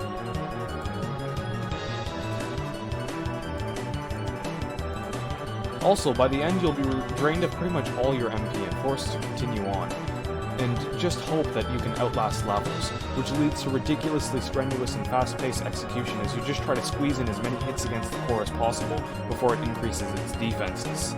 It's by far the most intense and best boss fights I've ever played, and worthy of being the end of Chrono Trigger. As it dies, we see Lavos' life literally flash before our eyes, as remnants of each era play back.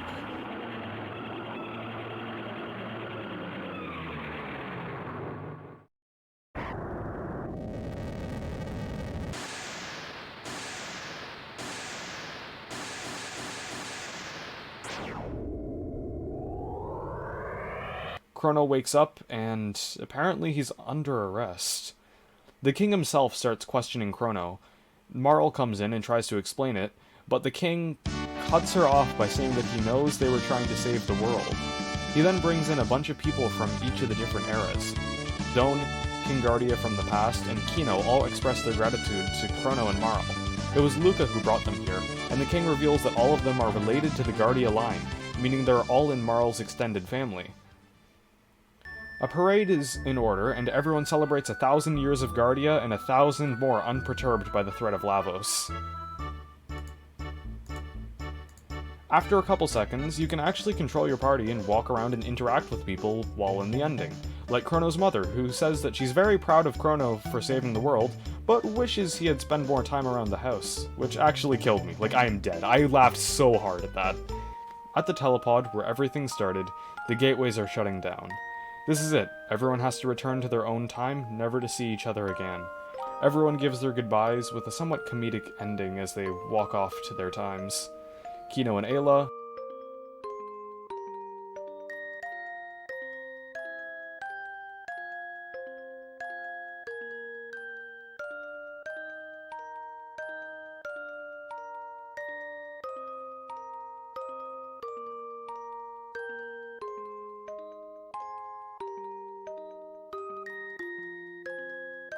King Guardia and Frog,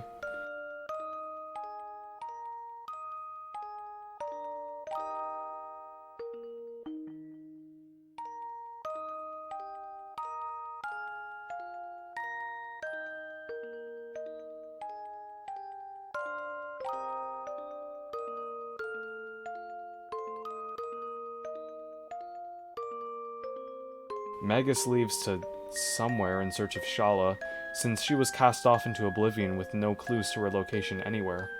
Robo leaves, and Luca is really concerned that since the future has been changed, there might be no place for him in it. He reassures her, and the two of them have an emotional departure from each other.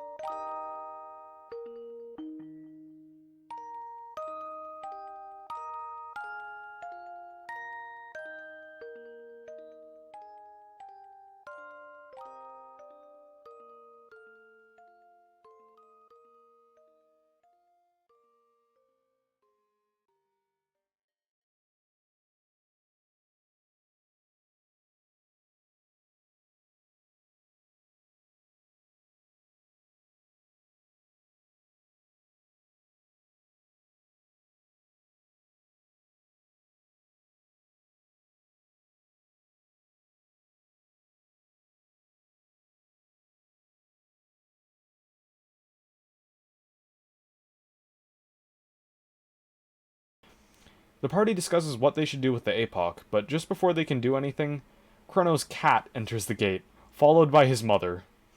As the party rushes to the APOC to find them, Marl's father gets stuck in the air on a balloon, and Luca's father uses a sunstone to fire off some fireworks, while completely ignoring his own king right next to him in moderate danger. The credits roll as the party fly by every major time period. There is also an animatic that plays in the DS version that shows Frog being returned to human form, Chrono and Marl getting married, and Ayla proposing to Kino, as well as Luca constructing a new version of Robo to fill in the void left by the actual Robo leaving. I actually think this adds to the ending by providing some closure to Frog's story, and it's also a little warm and fuzzy to see how everyone else is doing after the events of the game. Oh, also, there's this part where Chrono finds a child with a glowing pendant, and that's supposed to tie in with Chrono Cross, which is the sequel, but we're not going to talk about that. The less we talk about Chrono Cross, the better, honestly. And that's it for one of the endings. As previously mentioned, there are 13 endings, and the ending you get is related to when you fight Lavos and how you get to Lavos. Beating Lavos before stopping Ayla will trigger a joke ending where the opening cutscene plays, but everyone's a reptite, since without stopping Ayla, reptites will take over the world and destroy humanity.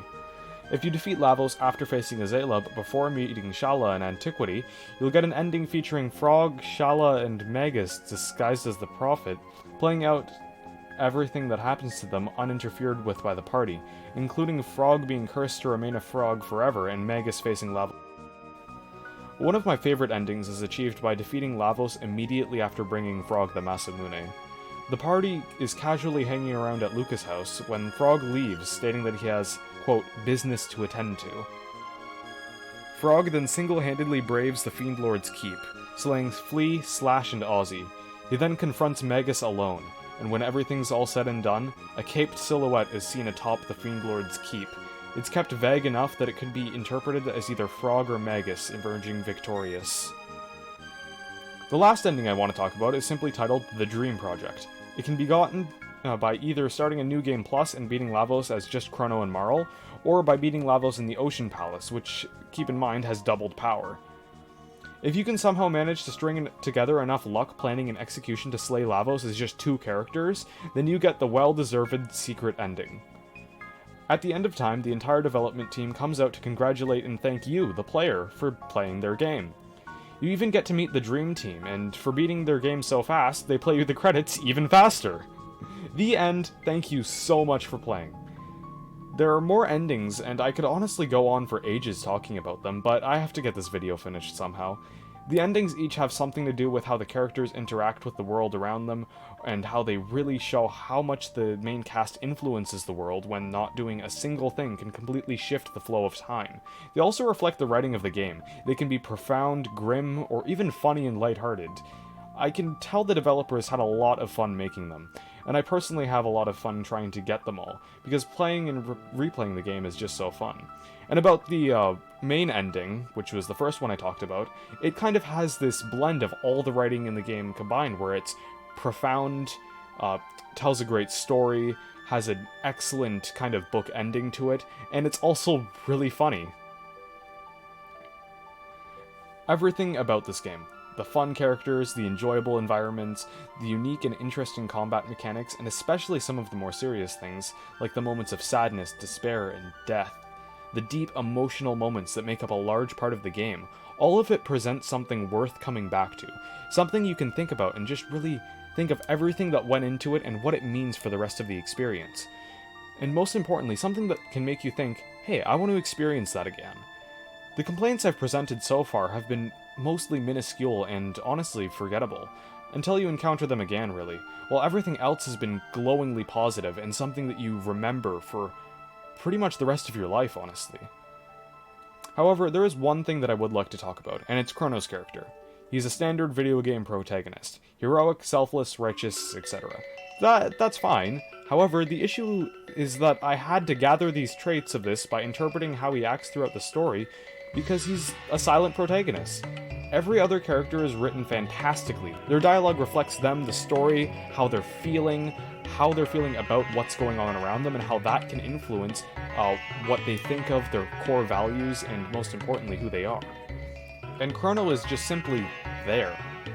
I believe that Chrono should have had dialogues and spoken throughout the game. It would have given more depth and meaning to every other scenario where a character speaks, and even to his death. Since with a personality, there would be more of a human character to be attached to, and being ripped away from that attachment by his death would be more emotionally impactful to the player. However, in the game, most of the emotional impact is because of characters like Marl, Luca, and Frog, who have a deep emotional attachment to him and express that through their dialogue. Anyways, the music is excellent. Every single track is great, both in general, but also they're very good at conveying the emotions and tone around where they're supposed to be played. Like the desolate and hopeless tracks of the future, the primeval songs of prehistory, featuring jungle-like beats and more wild and untamed songs for the parties and the hunting range. Or how about more simple and peaceful songs like the overworld and in the past and present? I'd like to dedicate a bit of time to talking about my personal favorite tracks of the soundtrack. Honorable mentions goes to Quarters of Time, just because it's popular. I don't really care for this track in particular, outside of its capacity to contribute to a dreamlike wonder in scenarios like exploring the Kingdom of Zeal or Melchior fixing the Masamune. Next is the battle theme.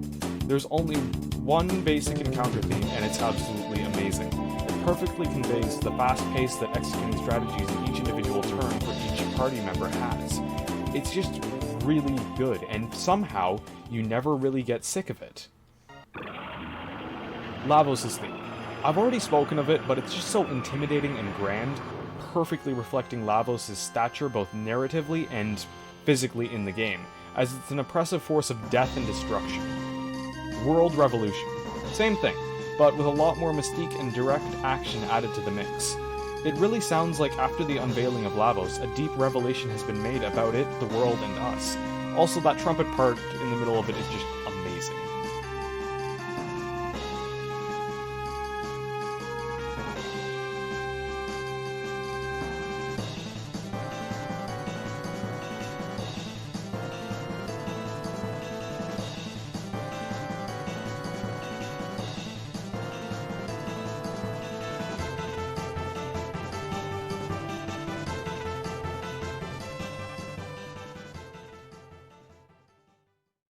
Next is Seal the Door.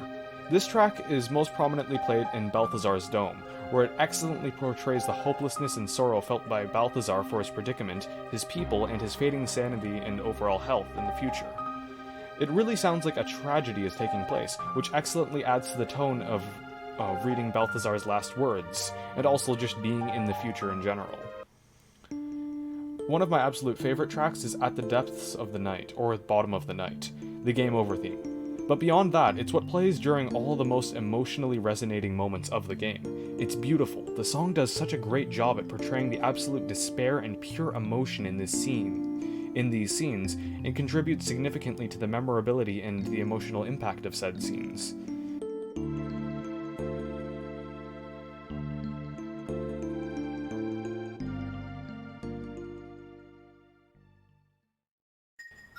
My personal favorite track is Shala's theme. It's easily the most relaxing and beautiful song in the entire soundtrack. There's this dreamlike melody and counter-melody that kind of just flow with each other, and it's like the perfect mix of mystery and enchanting beauty, much like the Kingdom of Zeal as a whole.